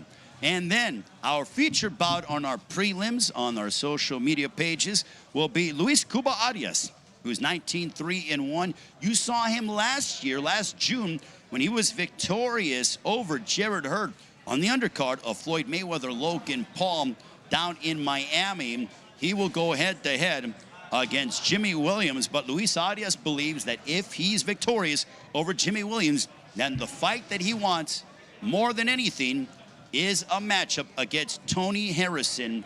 They both got into a little bit of a verbal confrontation. And now we will bring up, ladies and gentlemen, the middleweight champion of the world. His record, 28 wins, 3 losses, 3 draws, 16 wins coming by way of knockout from Guantanamo, Cuba, trained under the guidance of the outstanding trainer Ismael Salas. He is a 2-division world champion. Who is that? Perez Adeslandi, the American Dream Lara. Who is that, Carson? Carson, name Okay, now we're going to bring up his translator. Carson, give me a Lara. Adeslandi Lara, Come on, Carson. joining Lara us. fact. Adeslandi, as Fight Week is finally upon us, being here at Barclays Center in Brooklyn. You were victorious over Terrell Gausha here back in October of 2017. What does it mean for you to be once again fighting here at Barclays Center? Estamos bien, estoy listo para esta pelea de sábado. Como te dije, no conozco mi contrario y vamos a trabajar a ver qué sale. Everything's good. I feel good for the fight. I don't necessarily know my challenger, but I know I'm still going to have a good fight. Well, I want to go and revisit a couple of comments that your challenger said. One of them, he said that at 39 years of age, because you are 39, that this is the right time to fight you. What is your response to that? Mi responsabilidad es trabajar duro y salir victorioso. No importa la edad, no importa nada, solamente estar enfocado y trabajar duro a ver qué sale. The mission is just to work hard and be victorious. No matter the age, size, height, weight, doesn't matter to me.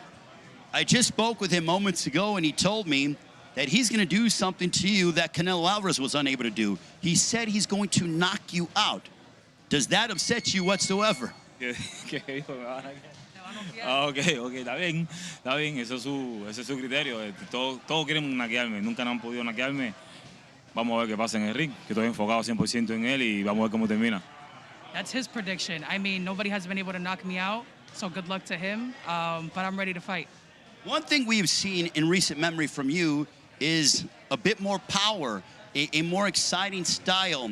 Why has that been? Has it been because, you want to go ahead and really, excite the fans, or is it because of age, or a combination of both? Nada, estoy emocionado. Vamos a ver qué va hablando la gente y vamos a ver qué sale el día de sábado. And finally, if you're successful in your title defense over Gary Spike O'Sullivan, do you think that you can finally get some of those names to fight you that you so want in the division? Me gustaría pelear con cualquiera de la división o con los mejores de la división que tengan las 160 libras, 154. Ya he mencionado los nombres y no han salido. Bueno, vamos a esperar qué pasa después de esta pelea. Yeah, I would like to fight with the best of the best, 160, 154, any of those pounds. I already mentioned a couple of names, so let's just see what happens this Saturday. And Eslandi, good luck. We'll allow you to work out. We look forward to seeing you on Saturday. Thank you. Nos vemos el sábado.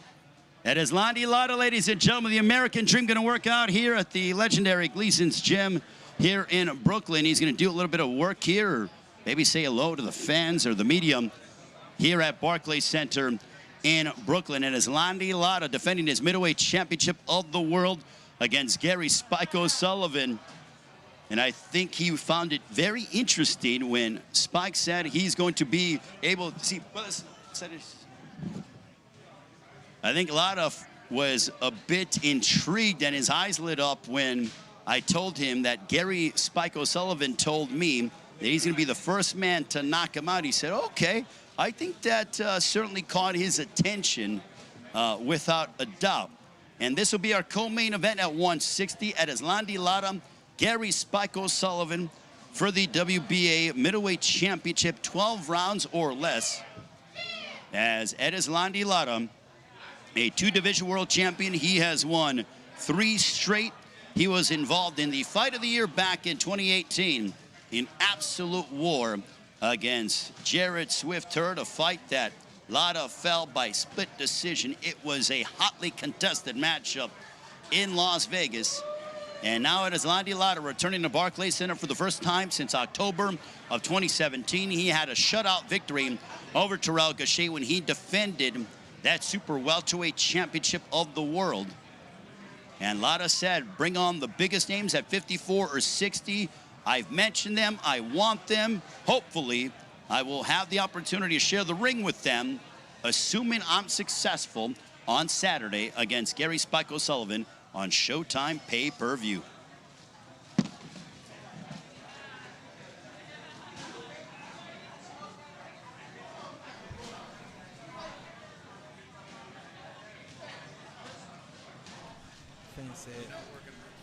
All right. Oh, yeah, him right there. What did he say? Hey, man, can I get a picture with you? Nope. He said, oh, man, I'm going to get a picture. I said, all right, come through. Anybody just joining us? I doubt it. We are at Gleason's We Boxing had Laura Gym. on while you were gone. No, you didn't. What you going to say to him? I said, listen here. You probably don't speak Spanish. I say, hola, ¿cómo está? Yeah. You speak Spanish? Sí entiende, pero no habla muy bien. Oh, okay. Sí entiende más palabras. Let me back up. And I would reply to that. Disrespectful. That ain't nothing good. So you got to back up on that. That's some straight up. That's like terrible, no hablo kid Spanish. And I will reply, but in the times we live in, and I might get canceled. Yeah. I feel like we've treaded a few thin lines. We're walking today. a couple thin lines. This is what we do. So what's good, Andy? Where are you taking us this week? Man, it looks like y'all want to come to the hood, get a chopped cheese real quick at the official spot at Haji's on 110th on the east side. Hold on. You ain't got to tell everybody. Don't tell everybody. Hold up. Haji's is famous. So, I mean, that's like saying, you know. Yeah, but you're telling them. Hold on. Okay, you ain't telling them what time we going to be there. In general, you where want did our security go? Chopped cheese. What they call it? What the young people call it? Fanboying? Oh, he's walking around. We safe in here, though. We safe in In here. general, you want a chopped cheese. That's like saying, yo, we going to check out the Empire State Building. At some point in time, they know where it's at. Okay. Yeah, but ain't nobody going to be at the Empire State chilling, just waiting on Showtime and Antt with Man, two y'all teeth to roll valid. up. Y'all sanctioned. Y'all valid. We don't be on, it is what it is. Hey, listen, you treat people right, they treat you right. Yeah, that's all I love, can go baby. just about anywhere in this big old wide world, and I'll be all right. Showtime Sean P, the people's champ. Yeah. There's no doubt about it. Trying to be. I ever tell you that was like one of my goals in boxing? To go anywhere in the world? Nah. One of my goals. one of my goals in boxing was to be everybody's. Yeah. Like I wanted everybody just to appreciate me. Champ, you achieved that I didn't goal. want to be everybody's favorite fighter. I just wanted everybody to just say, like, he's a good dude. I appreciate what he did in the ring. Hey, I realized that when we was discussing the entrance for the Spence fight, and I said, you know, when you get up there, only 20% of the arena is going for you. Yeah. You gave me a look like, all right, motherfucker. Yeah. And I got you. Yeah. So I was like, the thing every time Shawn get in the ring was to perform, give a great show, and leave the fans happy. Yeah. You know? Yeah. They feel like they appreciate it. Yeah, buddy. Only fight I probably was kind of upset with you about is the what fight was I upset with you about? This one, the last one? No. I didn't know you before I fought Kel. Well, I knew you, but we wasn't close. The one where you hurt your hand. How you gonna be mad at me? I'm like, I said, his hand better be broken. I'm like a daddy. I'm like, he better over here talking about, ouch. His hand better be broken. And literally, what I said, they're like, chill out. I'm like, nah, his hand better be broken. I didn't say ouch. You was, but you wasn't saying that it. Shit hurt, man. What was the official? Was like some ligaments or something? So when it was all said and done, I had bruised. I had my muscle was bruised, like throughout my hand. So every time you hit that shit was like, ah. Hey, you felt it here? When I felt it there was when I was done. Yeah, when I felt it there was when I was done. Close you ever been to quitting on the stool? Yeah. Damn, that's crazy, Shawn. I looked my dad in the eyes. I said, I'm done. Adrian Granada. What round was you about to quit? 17. It was late. In the 11th through. Oh, hell no. Yeah. I'd have lost my mind. I would have slammed my TV and quit. No. It was the 10th round. So 10 going into So 11. you still got 3 tough ones. I sat down and I looked at my dad. I said, I'm done. And I had this look on my face. I don't want to get into all this acting and everything. I said, I can't even do it. I said, I'm done. And I tried to give my dad this sincere look for him to know, like have pity on me. That was the face I gave my dad. Like, yeah, KP wasn't going for that. I'm done. My dad wasn't having it. Because he knew how much better you was than the guy. My dad said, look at me. And I looked at him. He said, if you quit right now, they're gonna give him the belt. I said, I don't care. Because I didn't want the belt. So I said, I don't care. He said, no, Shawn, you don't understand. The pain in your hand was bigger than the belt. He said, if you lose, you're not going to get a chance to fight for the major title. Mm-hmm. He said, you can't quit. Yeah. He said, if you don't get off the stool, they're going to take this fight from you. You're winning. You've won the fight. You just got to make it. Hey, did it take you an extra second to get off the stool, or you got right up? I don't even remember. And crazy enough, you could be a warrior your entire career, but you quit one time, and that's all you'll be remembered for. Been a quitter. Yeah. You wouldn't be here right now. You would be a quitter. You're talking to me like I quit. You talking to like Shawn. Hey, Shawn, you would have been a quitter. Like, let it go. Like Amir Khan had wars. Fought through everything, Danny Garcia, Marcos Maidana, but he gets hit in the groin, Terrence Crawford. People looked at him a different way. Yep. I legitimately wanted to quit. Hey, you want a picture? That's my guy, Bazooka. He always got some bazooka got the gum. Always got the gum. Yeah. New York legend. Yeah, you got some gum? Look. Bazooka, I got drop the us gum. off. Anybody Bazooka, want give the us some gum? I gum. got the gum. You can put it back on us. What happened? He want a picture. I want to get a picture of you. Okay. Oh, okay. Hey, can you take a picture of him? Come on here. Oh, no, use that. Cheese. This dude said cheese. Bazooka. You way too old to be saying cheese. You way too old to be saying cheese. Do it again. Oh, he said. Hey.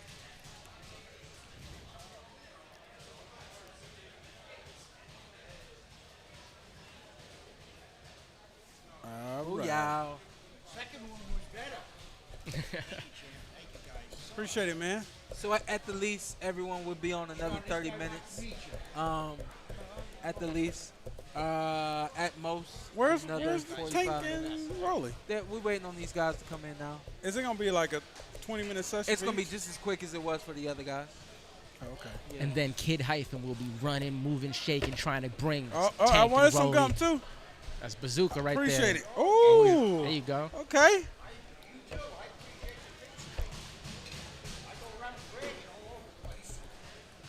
Let's see. So, I'm Shout out to this dude. I feel good about this card. I think that we've seen now the entire undercard. I believe that this is a really good undercard show to warm up the ring for the main event. You know, I think we all have an expectation of the main event. We'll talk about it when we get to it, but I think everything that these fighters are going to give us leading up to the main event will be just enough for us to be feeling good about the night and feeling like, you know, we're all getting our money's worth. Those who have paid for this pay-per-view have gotten their money's worth. And this should be I think it'll be a star-studded event. Yeah. You think the stars out? Yeah, Tank brings them out. Tank brings them out. It's going to be in NYC, Barclays. Yeah. Like, Tank bring them out, too. Yeah. So you could definitely expect, you know, your favorite celebrity in there, you know. 50 pulling up or what? I wouldn't be surprised. You Infinity? 50? I got gum in my mouth. I got some some bazooka It sounds in my like you mouth. say infinity. I got some bazooka in my mouth. Pause. Actually, Carson, because I know Carson. See, now we're crossing the line. I know Carson said He probably said it at the same time you said it. I hate Carson, by the way. Oh, man. What? Yeah. Just to switch channels real quick. I hate him. But It's gonna get I clipped bought up. him a birthday present. So. Hey, that's solid. That's solid work. It's kind of our thing. Shout out to Carson. We have a love-hate relationship. Carson is the first to everything. I think I beat him once to your house. Oh, the first I to don't think he everything. was even happy about that, but we have parties. He's front row at my house first. Also, he's the first one to leave. Yeah. Literally, when it goes, the decision is da-da-da-da. He's like, all right, out, shaking hands. And he's going home. Yep. Shout out to Carson. Hey, can you go get Wade for me real quick? Yeah, hell yeah. We gonna do that. See if he's free. I don't want to. Yeah, I got you right now, champ. Coach Larry. Hey, whatever Coach Larry Wade denies you, like, I'm good. Oh, you know, hey, if Wade say, yeah, I can't do it right now, I have to respect that. I can't. I know he did, yeah. Because if he want to bother me, like he really is, like, Wade is Wade's like my uncle. Yeah, I know what. And so it's like you don't want family just all up in your grill, you know what I'm saying? So. Yo, hey, Ben, it's plus 1,100 for the knockout? Okay. So if I bet $1,000, you I win get $11,000. 11,000? No. Yes. Yeah. If you bet $1,000, I tell win this guy, 1 comma 000. Dang. Hey, it changes everything, huh? Yeah. Changes everything. And it's just for the win. No, that's for knockout. Oh, that's for the knockout. I feel like that's the only way Rolly will win anyway. Yeah, me too. I'm not Rolly gonna be- does not outpoint I'm not going to be able to do this show. Tank Davis. with this gum in my mouth. Yeah, I'm live. Yeah. And I'm not doing any interview. You need a water? My man tried to do an interview on the interview. Hey, y'all, check my levels again because my producer, he turned me down and he turned me up all the time. Can't get it together. Shout out to DDA. Best producer in the game. Is it Beauvoir? Beauvais. He's DDA, Haitian. DDA Beauvais, Haitian, Akron, Ohio. We've been rocking since 2006, 2007. Working on a documentary, putting things together.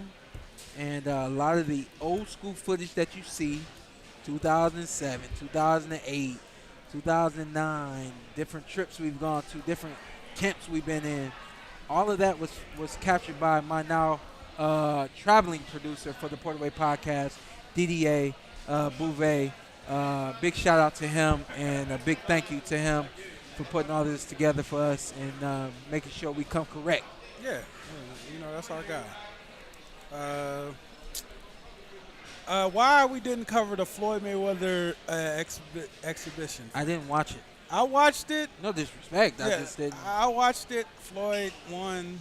That's about all I got for it. Man, and Floyd's my favorite fighter ever, man, but I'm just like, it's like watching Jordan on the Wizards. It's time to go, bro. Ready for him to go, huh? Yeah, and I love Floyd. Floyd, literally my favorite fighter ever. Is there something you would like to see Floyd do? No, he done everything I want him to do. Yeah. No. I meant like outside of the boxing ring. Like me, I got the podcast, I got the commentary, I got acting, I got motivational speaking, I got different things that I'm into. I Is can't. there something I can't see. I can't say it's something I want. people have asked me if I would coach. Like I'm starting to entertain the thought of coaching someone. Mm-hmm. My number one thing with coaching, I have to be able to give that fighter the attention he deserves. Mm-hmm. And I know that at this specific moment, I can't do that. So you won't see me coach for at the least another year.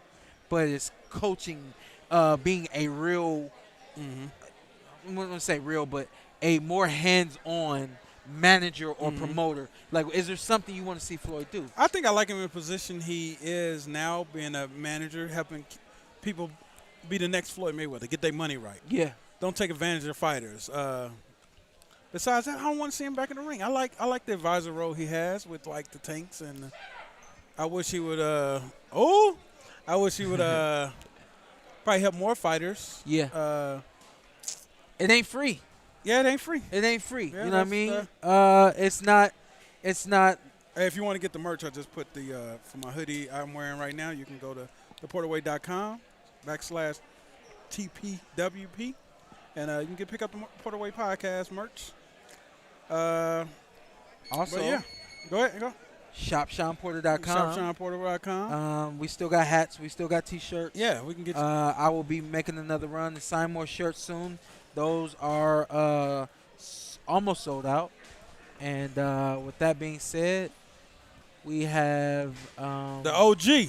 The OG. The OG. What's going on, fellas? What up, Wade? Oh man, I'm happy to be here. In Happy to see you guys. Is it silver and purple? What we doing? What we doing this weekend? Silver and purple. Thing going on. It's great. You know, I'm excited to have it on. And these fools got the whole Las Vegas Strip. You see that? Sponsors. The whole strip. Hey, the whole look, strip. We got that. Means we got the city behind us, baby. We got the city behind us for sure. Did you bring the city? Absolutely. Okay. That's why. Hey, listen. Look at those ticket sales. Yeah, I heard they doing numbers. So you can guarantee some people coming. They want to see this fight. They doing numbers. Wait, how many tickets you sold? Wait a minute, man. I am the help. I am not the promotion. Let me say this to you. Wait, he act like they gave you tickets and like, hey, you got to give this many tickets or you can't come to the fight. Let me say this. That happens. That does happen. I know. Your name carries weight. Really? From a standpoint of a fighter being ready for a fight. Oh, from that's a conditioning standpoint. That's a blessing. That's from a blessing. Strengthening standpoint. Right. From the work that we've done. Absolutely. Now, I don't care who you work with, Wade. You sell tickets. Well, I don't know how many tickets I personally sold, but you can guarantee I'm happy to have a seat in this thing because it's going to be super exciting. Yeah. Man. My God. I never heard strength and conditioning in boxing until Coach Larry Wade came into boxing. It was there. Much as it is now, though. It was there. It's more respected and it's more It was there, but people, and more boxers get it. People didn't understand how much of a necessity conditioning and strengthening and conditioning is. And can you speak to that real quick? It's so when you say strength and conditioning, people think weights. People think the guy is supposed to come to the ring with more muscles now. Why he got to show all his muscles like that? Why do you do that like a little kid? Why look, strength and conditioning muscles there. So y'all see that, right? You want the whole world to see that. Hey, but who did that? No, that's him. Hey, look, that's a little bit of me, a little bit of him, and a little bit of Kenny Porter and his mom. That's what that is, all mixed together. Break it down, though, like what you do for strength and conditioning for a fighter. Well, of course, without giving away, the secrets. And, absolutely. Don't. Well, let's be very clear about something. A lot of these guys are amazing athletes on their own. I've always said this about Shawn Porter, that he was a boxer because he chose to. He didn't have to. I felt like he could have played football. He could have played basketball. Anything he wanted to do. He ran track, but he chose to be a boxer. Now, a lot of these guys athletically have it. Not only do they have it, they have experience from the amateurs building up and getting the technique and then development and growth over time. But once you get into that 1-2 percentile, when you're in the top 5 in the world, everybody is athletic. Everybody has experience. Everybody has these tangible items. But what separates you from that next person?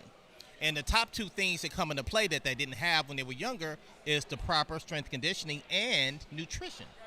So when you start to saying, hey, I want to be the best, you can't say I want to be the best without taking these things in consideration. Because contrary to what some of you may believe, the top guys have that. They may not always see them.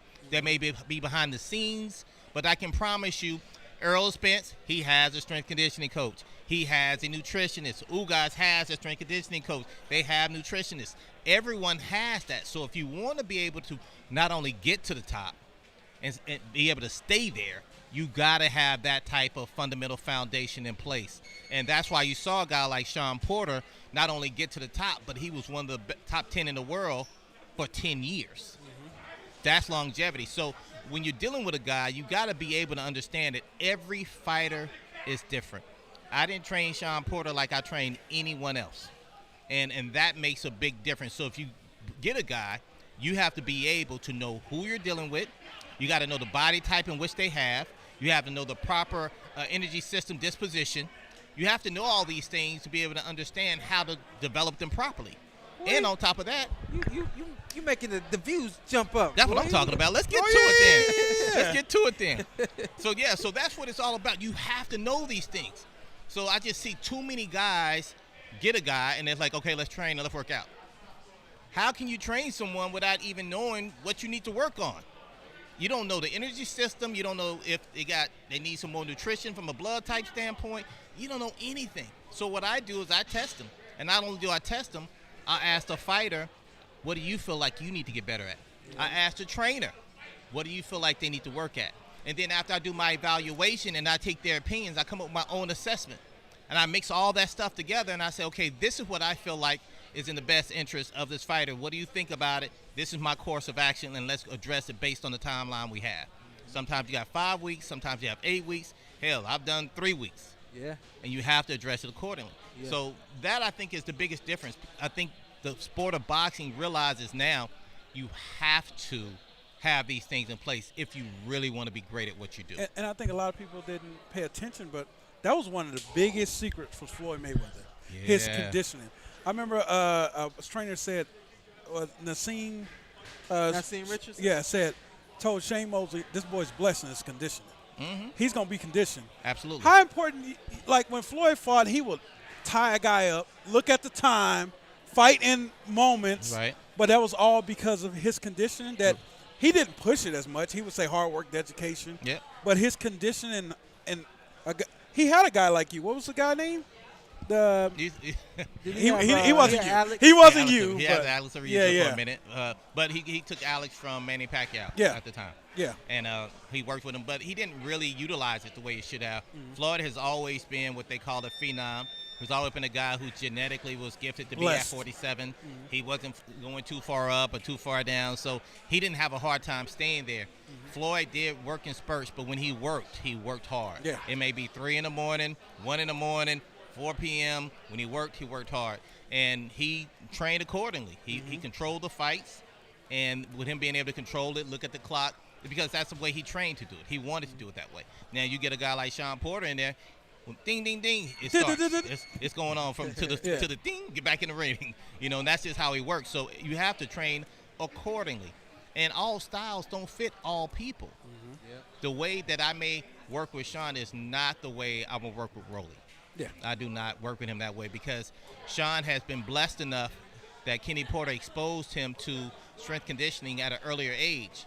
So you have developmental age just like you have boxing years. Mm-hmm. So if you got a guy who has 20 years of boxing experience and only 2 years of strength conditioning experience, there's a gap you have to close. So you can't do all the same things that this guy who has 15 years of experience is able to do, opposed to a guy who only has 2 or 3. You've been in the game for a while. Can you watch a fight and see he's not in shape? Absolutely. 2 or 3. Absolutely. I always think he hating too. He does. He never thinks I'm telling the truth. Don't say nobody's name. No, of course not. Listen. I always think he hating. I watch like, come on, Wade. And then Wade start breaking it down. Be like, is it possible a big fight that just passed, the guy wasn't in shape? Okay, so listen. Let's talk about that. All right, let's talk about that real quick, and then we're going to let you go because you talk too much. Yeah, that's cool. No, I love you. I already said you like my uncle. I love you, but damn. He that uncle that's going to keep it real. Can you imagine when I was dealing with him, he like, yeah, okay, wait, boom, go. He didn't want to let me go. But a fight that just passed, right? Now, that individual, I think, prepared for one type of fight. Canelo Alvarez. Let's just put it out there. Talking about he got a career to work. We got 560 I'm not people. behind They know the who we talking commentating about. table completely yet. Partially. I'm trying to get you some money. I feel like Canelo This was dude. in one form of shape. He was ready to throw explosive power, but to throw multiple punches back to back to back to back, from a cardio standpoint, he might not be as prepared for that because he hasn't had to. He walked guys down and hit them with big power. In this particular fight, I feel like he needed a little bit more endurance as far as throwing repetition. More jabs, more continuous jabs, more effort, right? Yeah. That's what I think he needed more than anything else. Yeah. So that's the biggest thing. I feel like he was in decent shape for the style of fight in which he presents, but he needed something a little bit more that night. The other thing that I said about this, Wade, and I just would like for you to confirm this or give me your side of it. Right. I said it takes time for a fighter to adjust to his weight class, no matter if he's going up or if he's going down. And I don't think any of us took that into consideration. We just saw Canelo going up right, and feeling like, well, he's handled everybody at 68. He should be able to handle 175. Didn't really give himself time to acclimate to the weight class. His body has to acclimate to moving that muscle Timing, or that awareness, weight at that weight class, so on and so forth. And I think that this fight was too soon for him. I think that 175, he can have success at 175. I just think that it's going to take more time than he knew. Jack said he wanted to go from 68 to 75. He said, Coach, I want to fight him in 2 months. I said, no, we won't be ready in that period of time. Not because he wasn't fit, but to go up from 68 to 75, you're talking about adding 7 pounds. I told him I need 4 to 6 months. And he was like, no, but I walk around at this point. You do. It's not the same. But your timing, your rhythm, and also the extra muscle mass, which needs oxygen to perform, isn't there. So what happens is the guy puts on this extra muscle, and now he fatigues faster because he's giving that machine the same amount of oxygen he gave before, but with more muscle mass. To that point, it's not that Canelo didn't work hard for this fight. No. Not that he wasn't in shape for this fight, but now his muscular build is different. Correct. And he's got to pump in different, his oxygen different. That's right. And he was not ready to do that. He was not. But at the same time, I feel as if in his previous fights, he wasn't forced to throw a lot of punches. Yeah. But he was just throwing more heat. Yeah. And so I think stylistically, from a training standpoint, that also played a factor in that loss. Wade, I want you to get back with your fighter. Thank you guys, man. Shout yourself out where everybody can follow you. So listen, you can follow me at Coach Larry Wade on every social media platform. I appreciate all your support. I appreciate you guys supporting Porter Wade Podcast. It's been amazing. Has your show dropped yet? It has not dropped yet, Okay. but it will be dropping next week. If you want to go follow my podcast, right? It's called Wading Through the Bullshit, Wading Through the BS. Yeah, I'm sorry. hold on a second I'm now. sorry. BS. You don't want to miss it. Hey, look forward to it. I do. Hey, in 1 second he realized who he was talking to. All right.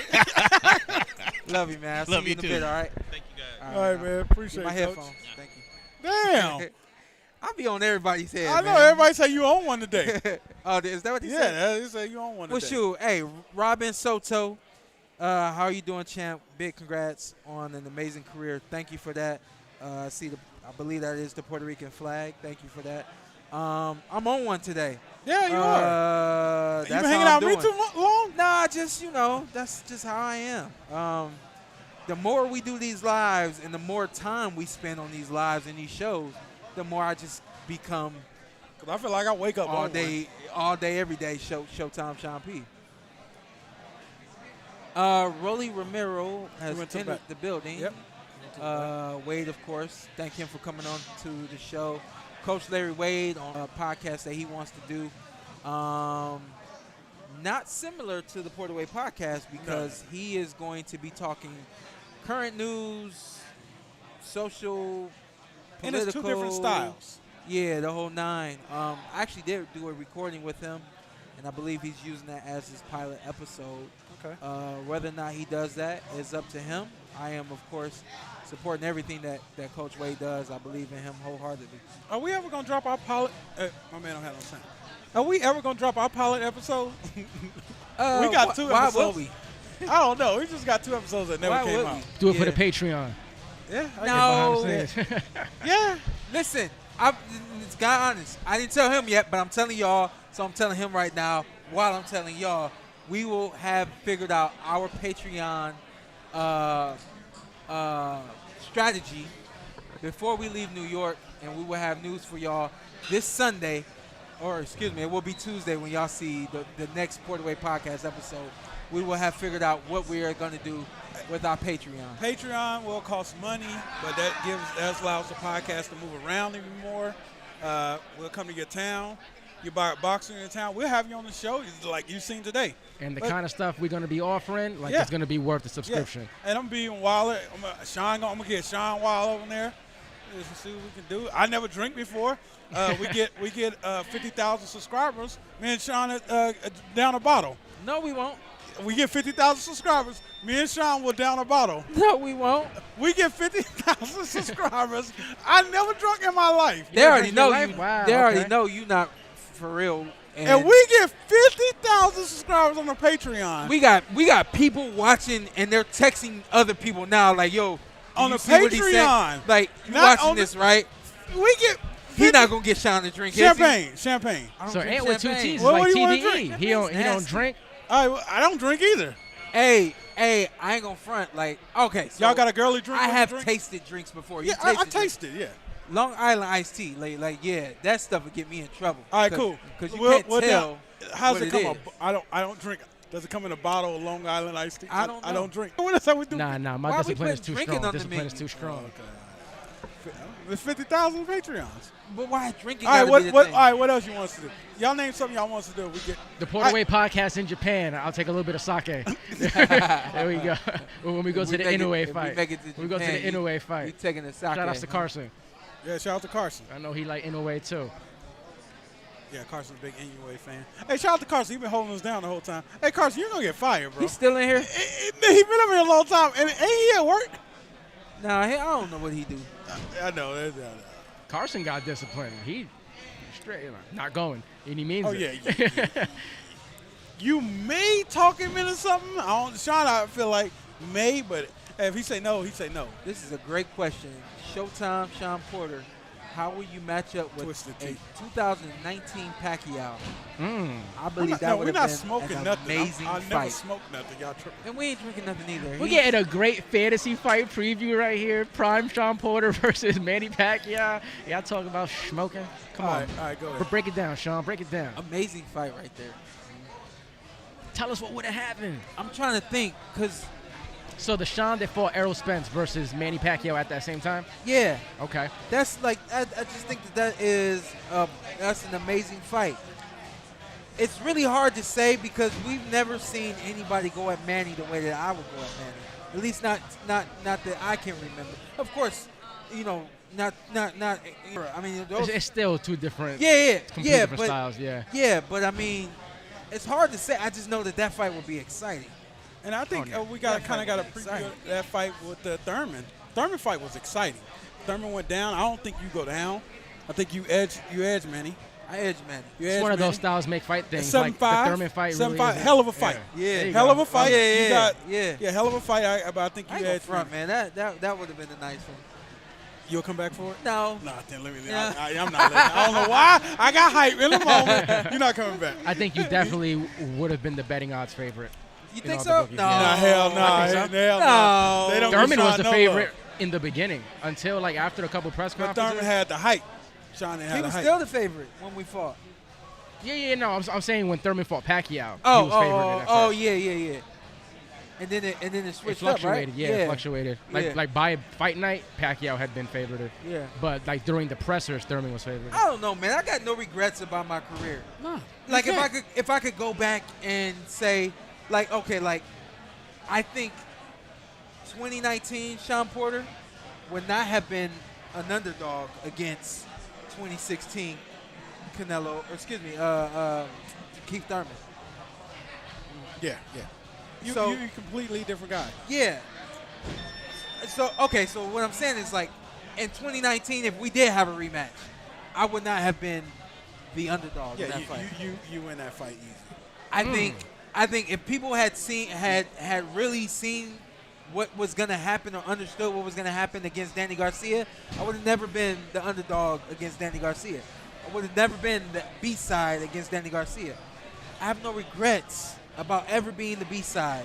I have no regrets about ever being the underdog or the one that wasn't expecting to win fights. Yeah, like you got, like you were saying about being the people's champ, a lot of fighters get the legacy fights where like they're fighting the name, but the name might not be at the right exact time, etc. Yeah. But when you look at the box rec, the name is there. Yeah. Shawn fought the guys in their prime at the exact time. that's and maybe real didn't talk. get Floyd Mayweather and Manny And Pacquiao, welcome back the to legacy the legendary fights, but he got Gleason's the gym here Errol in Spence, Terrence Brooklyn. As Crawford, you just saw, the so on and so forth. Hey, Sean says. Hey, what 2019 Shawn Porter does to 2013 Shawn Porter?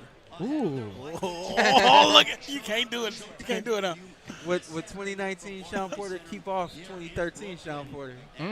Oh, okay. I see you. I see you. 2013 stopped you.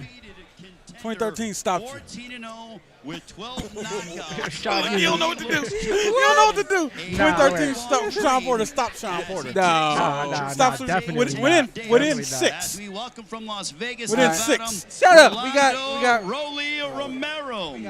Rolly, it is great to see you.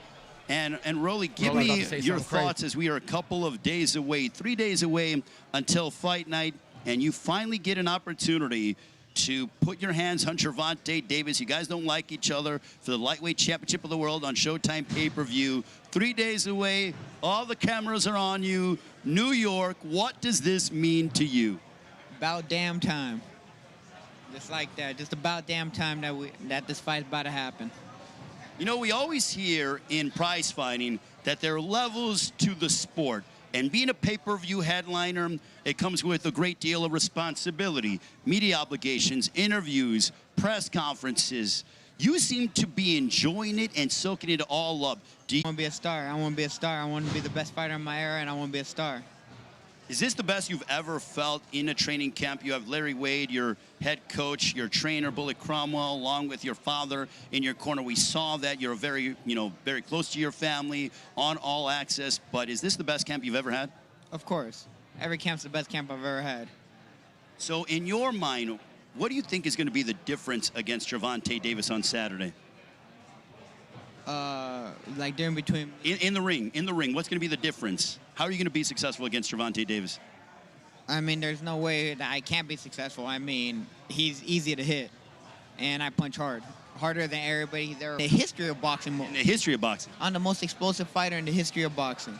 And he gets hit by everyone. Everyone that fights him is slow as hell, and he's slow as hell. So there's no reason why he shouldn't take one of these to his face. From your standpoint, your judo background, you started boxing only at age 17. You're 26 now. You haven't even been boxing for 10 years. But being at this level, does that go back to the fact of how great of an athlete you are, being from judo and being able to pick up boxing relatively quick? I think it just shows a lot more about my ring IQ than anything else, or my combat background, you know? Like, my combat IQ, you know? You have a 2.5 height advantage over Gervonta. Do you think your height will play a factor at all in the fight? I mean, it should. I mean, it's supposed to, no? I mean, I don't know. I see short people beat tall people all the time, but the height shouldn't be a problem. I mean, you're born with what you got, so, I mean, you got to make the most of it. Do you think that with you have been antagonizing him and been very vocal about your dislike and your disdain for him, do you think you've gotten into his head at all? I live rent-free in there. My whole team lives rent-free in there. And why do you say that? And not just his head, Calvin, all of them over there, we all live rent-free in their heads. And I don't know, I'm making him act a little irrational lately, no? I mean, he's acting different with me than he does with everybody else, no? In terms of what, though? Like getting involved in these verbal confrontations? Yeah, he doesn't really do that. I don't know. He has these, like, ups and downs. Like, he's been a little weird lately. Now he's been really quiet. I think he's scared. I think he's scared. I know he's scared. And you know that just based on your back and forth that you've been over the past couple press conferences? I mean, I could just tell he's scared. He's worried out of his mind. His legacy's about to end. You have supreme confidence coming into this fight. You proclaimed to me last week and throughout all of camp, it's going to be a one-round knockout. Do you still believe 3 days away that it's going to be such a short night on Saturday night on Showtime pay-per-view? here at Barclays Center? I've been calling a first-round knockout for the last 4 years, so yeah, we're gonna keep going with that. He's gonna knock down 1 round. You told Jim Gray last year, after your victory over Anthony Yiggett, that you wanted Gervonta Davis, and that was back in July of last year. July 17th, so you know the exact date. July 17th, yeah, of course I know the date. So literally, it's almost like you manifested this. I've been manifesting this shit for last 4 or 5 years. Honestly, the first time I laid my eyes on him, it was in 2015, and I knew it was gonna happen that moment, and I wasn't even pro yet. I already knew. I already knew the fight was gonna happen one day. So you guys knew that you were destined to be, inside the ring against one another. I don't know if he knew, but I knew for sure. How do you separate the emotional side and also focusing on the task at hand with your ring eye crew, UQ, and really dialing into your game plan? I don't really have emotion when I go into the ring. I don't really... People are like, oh, Rolly, you always angry, you always angry. I'm not angry, I'm just focused. And that's how I get when I get focused. So I don't really see no need to be angry. I just don't get angry when I fight, or I'm not emotional when I fight. Now, this performance on Saturday, what would being able to say and hear Jimmy Lennon say, and the new lightweight champion of the world, mean to you? It mean the world. It mean the world. What are you hoping to do to Gervonta Davis on Saturday night in a perfect world for Rolly Romero? Is it one punch? Is it a combination of punches? How does the fight end? One punch. So left hook is what you're saying? Anything. I knock him out with a damn jab. Any punch that land, gonna knock him out. And my last question to you, what are you hoping this performance signals to the rest of the lightweight division? I don't care about the lightweight division. The only thing on my mind right now is Gervonta Davis. Rolly, good luck. We'll allow you to work out here at Gleason's gym here in Brooklyn. Rolando Rolly Romero is certainly one of the most unique personalities in boxing. Give it up for him, ladies and gentlemen. As he's undefeated, he challenges Gervonta Davis for the lightweight championship of the world. He's predicting a first-round knockout, even went as far as to say that he thinks a jab will put down Gervonta Davis.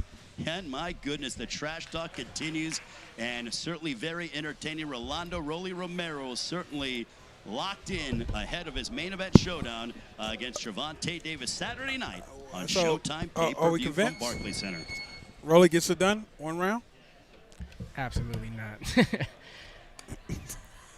It's a tall order. Not 1 round. Listen, man. There's a difference between talking. Oh! That's the power. You out here, the power? That's Rolly Romero, power. There's a difference between judo in there, selling a fight, and overdoing what you can't do. Rolly's not good at selling a fight, and he's overdone the fact that he can't sell a fight. Okay. You've gone as far as to say as this man is afraid of you, where this man has been in much bigger fights than this. And sorry, no disrespect, but against stiffer competition as well. Okay. And then you want to go and say that you're living rent-free in the minds of your opponent. I'm going to play Carson right now. Yeah, go ahead. I disagree. I think people really got into this fight because Rolly has talked it up so much with the first round knockout and being loud and boisterous and just, talking up his game. So you don't think the average fan is tired of hearing him say, I'm going to knock him out in the first round, but not giving substantial reasons as to how or why he's going to do it? I think the casual boxing fan knows that a Tank fight is coming up, and then they say, yo, they ask guys like me and you, who's Tank fighting? And then you tell them, oh, he's fighting this guy, blah, blah, and you show some highlights of him talking crazy, and then it builds up excitement for them. Because that's what they want to see. They want to know who Tank is fighting. And when they see that this guy's talking crazy the way he is. And I do know that this sells the fight, the animosity that these guys have for one another. It sells this fight. People genuinely want to see two guys have bad blood in the boxing ring.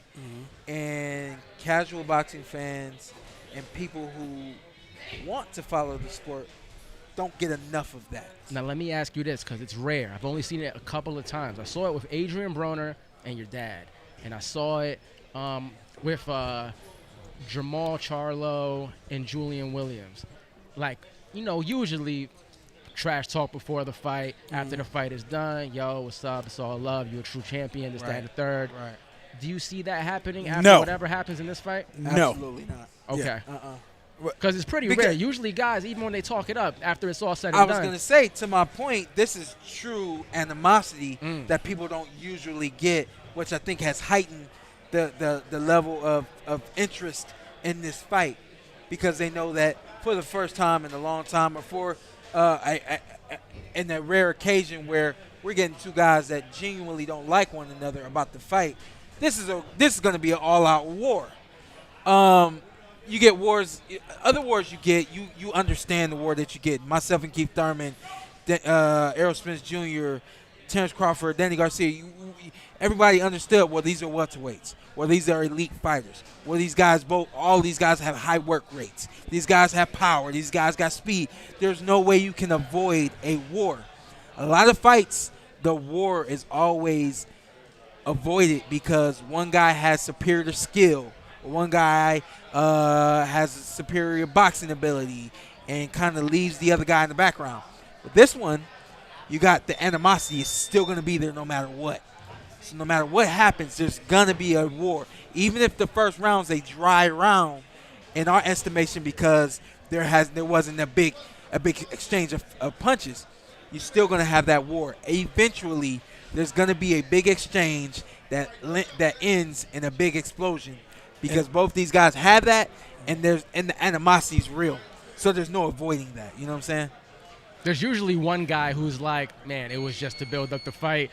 Like, I can see Rolly being that guy. Okay. That's what I'm saying. Yeah, At the end of the day, that's what I believe. Tank is dead serious. Hey, Shawn, remember? Hey, will this get you? Do you believe he'll knock him out in one round? Rolly knocks No. Tank. All right, will this get you? $1,000? $1,000?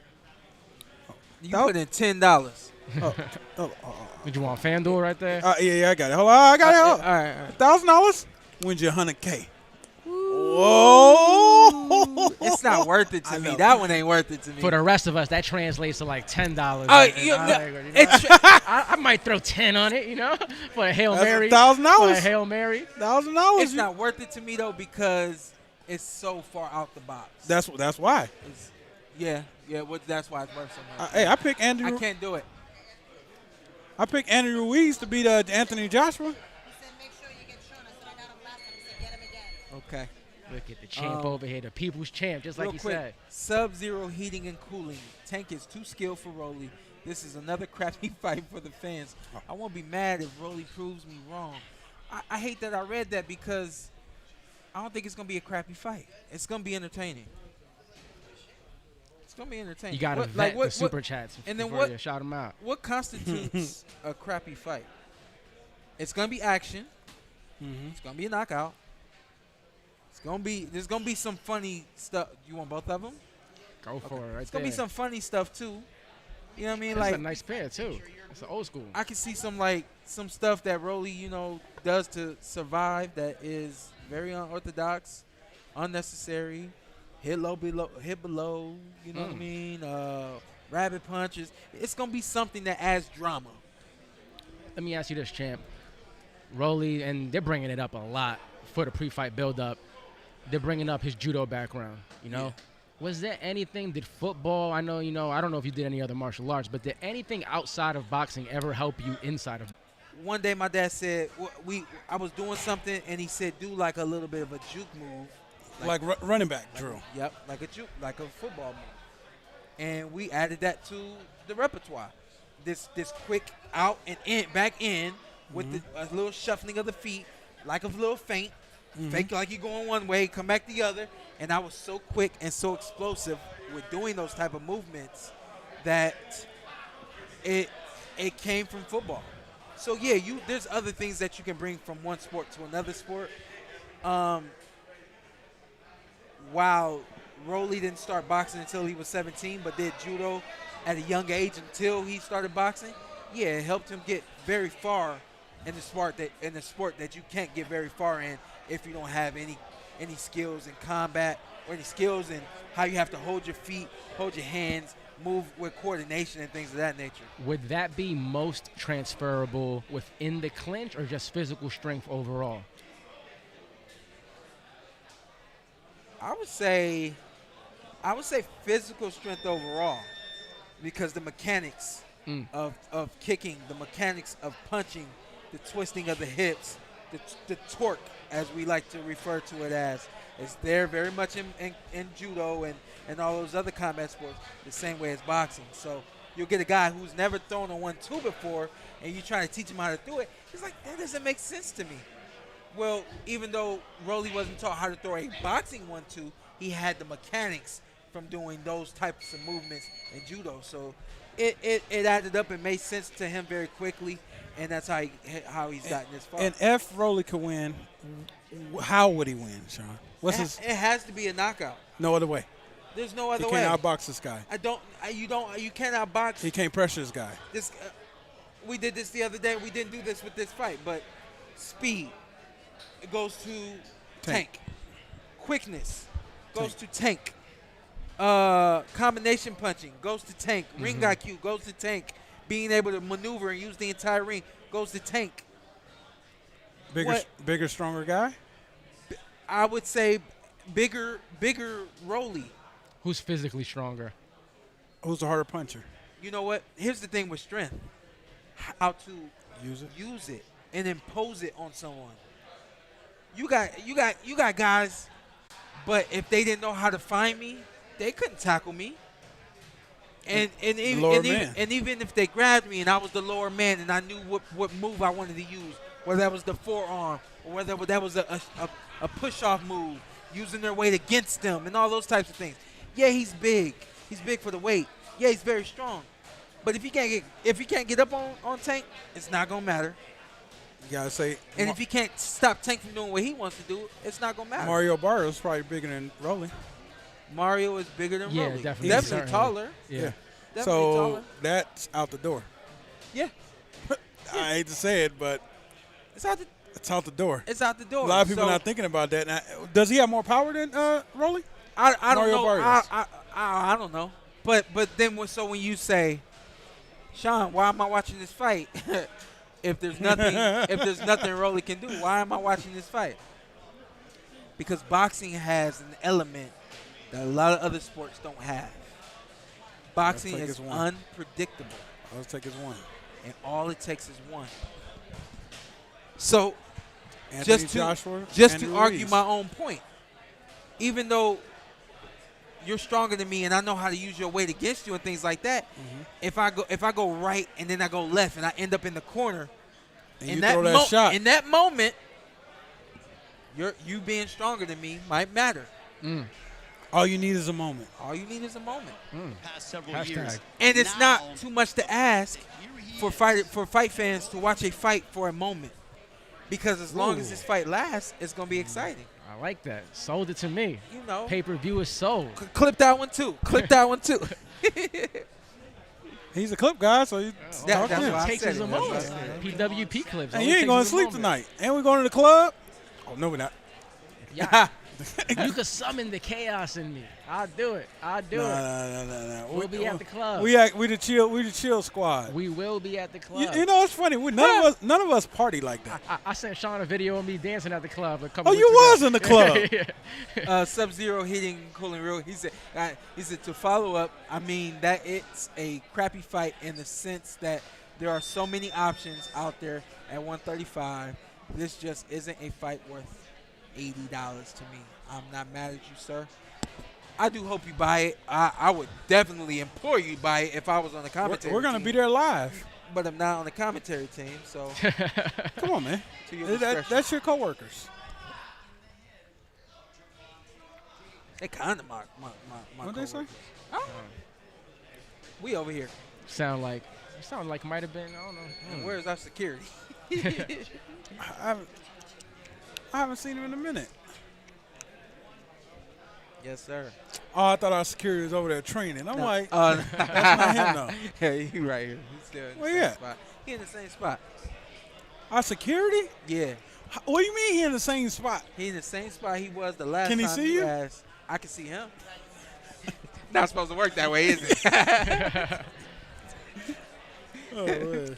Stay in my sight. Hey, my girl will get on there and cuss him out. Oh, man. Well, we got Rolly. Would love to see Tank come in. Let's see what Ray's Marco got to say. Alvarez is taking your advice. And he got into boxing at 17. 1K for 100K. And sort of was able 1K to for 100, fly man. through the ranks, and now he has this Man, major that's a come opportunity up, bro. after I the win wish over you- Anthony I Yiget. bless you. Back on July 17th, which he educated me on exactly the date.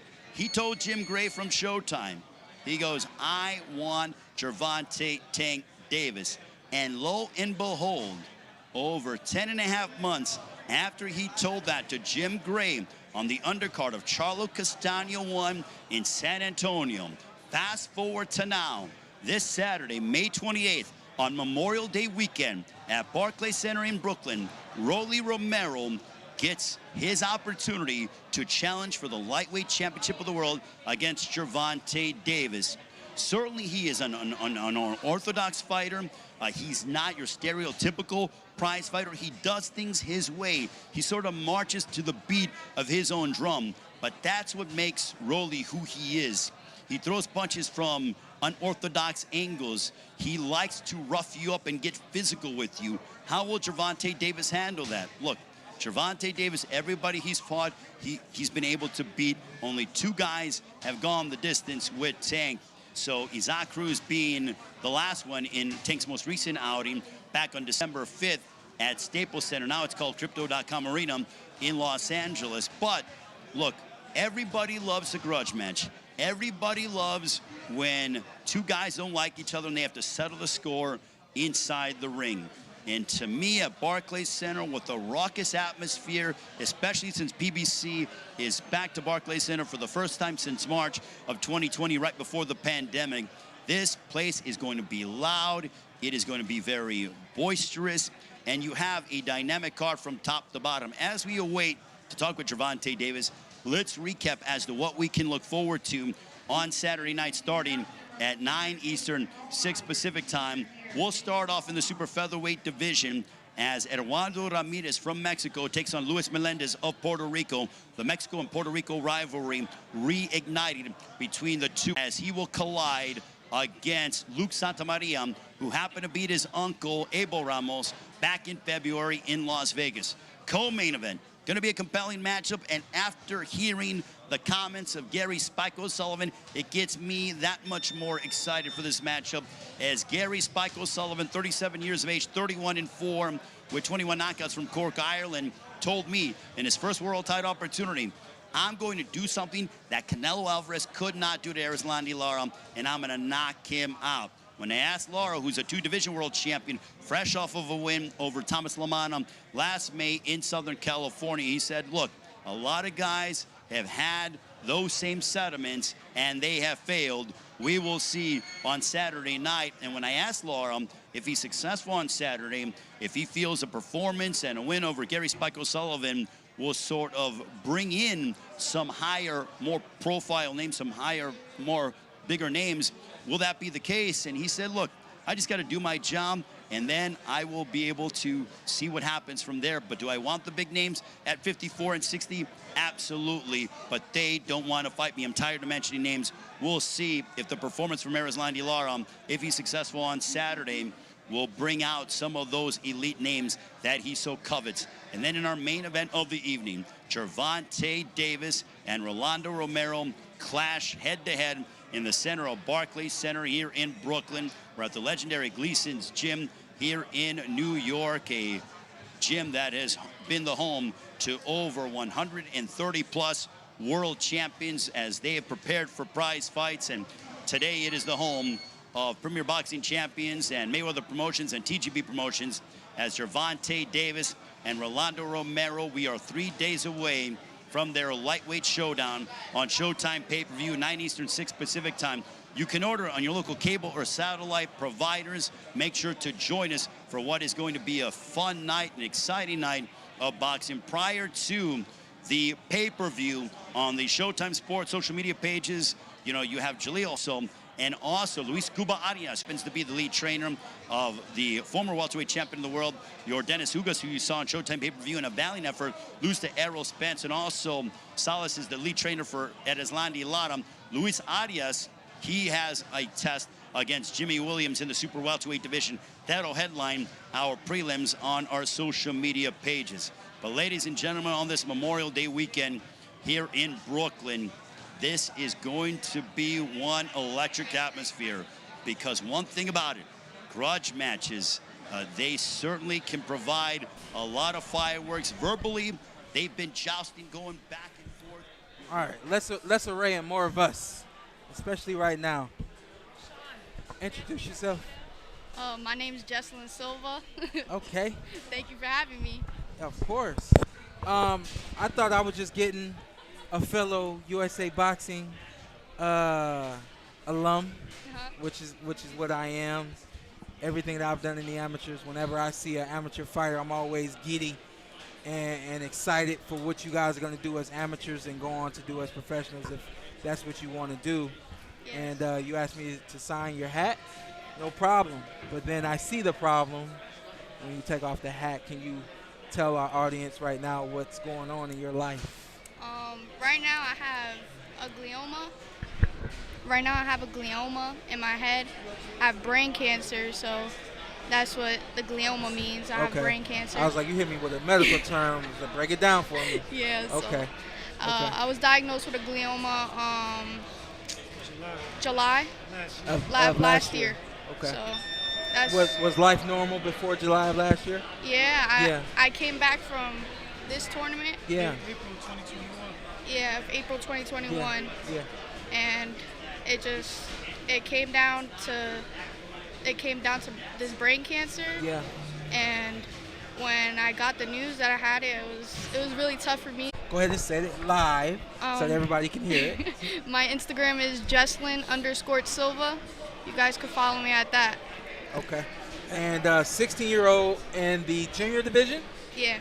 In amateur boxing, so she's really a good 3 years away from being in the elite division. And we are pulling for you. We are hoping you guys stay strong. And we are hoping we're able to connect you with some good people that can get you guys where you need to be. And I like to share a story with you guys. My grandmother had a cancer situation when I was a kid. My grandmother passed away a couple years ago. She was 90 years old. She got the cancer when she was about 60.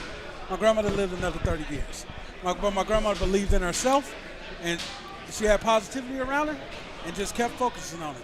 Even when the doctor said something was wrong, she believed in God and then kept pushing. Yes. So don't ever give up. Yep. Yeah. God is our strength. Yep. If it wasn't for our maker, I wouldn't even be here right now. Yep. I was at a dark place. Yeah, I understand. And she needs you. You need her. Y'all got this. She motivated. Yep. You got this. And one more. What constitutes you to just come in flaunting all the gear? You proud of that? I'm proud of this. Nobody ever knew I boxed when I was a kid. I won all those medals and those belts and stuff like that. I was like too shy to wear it in public. she about that. Yeah. Yeah, I'm about that. Go get it, girl.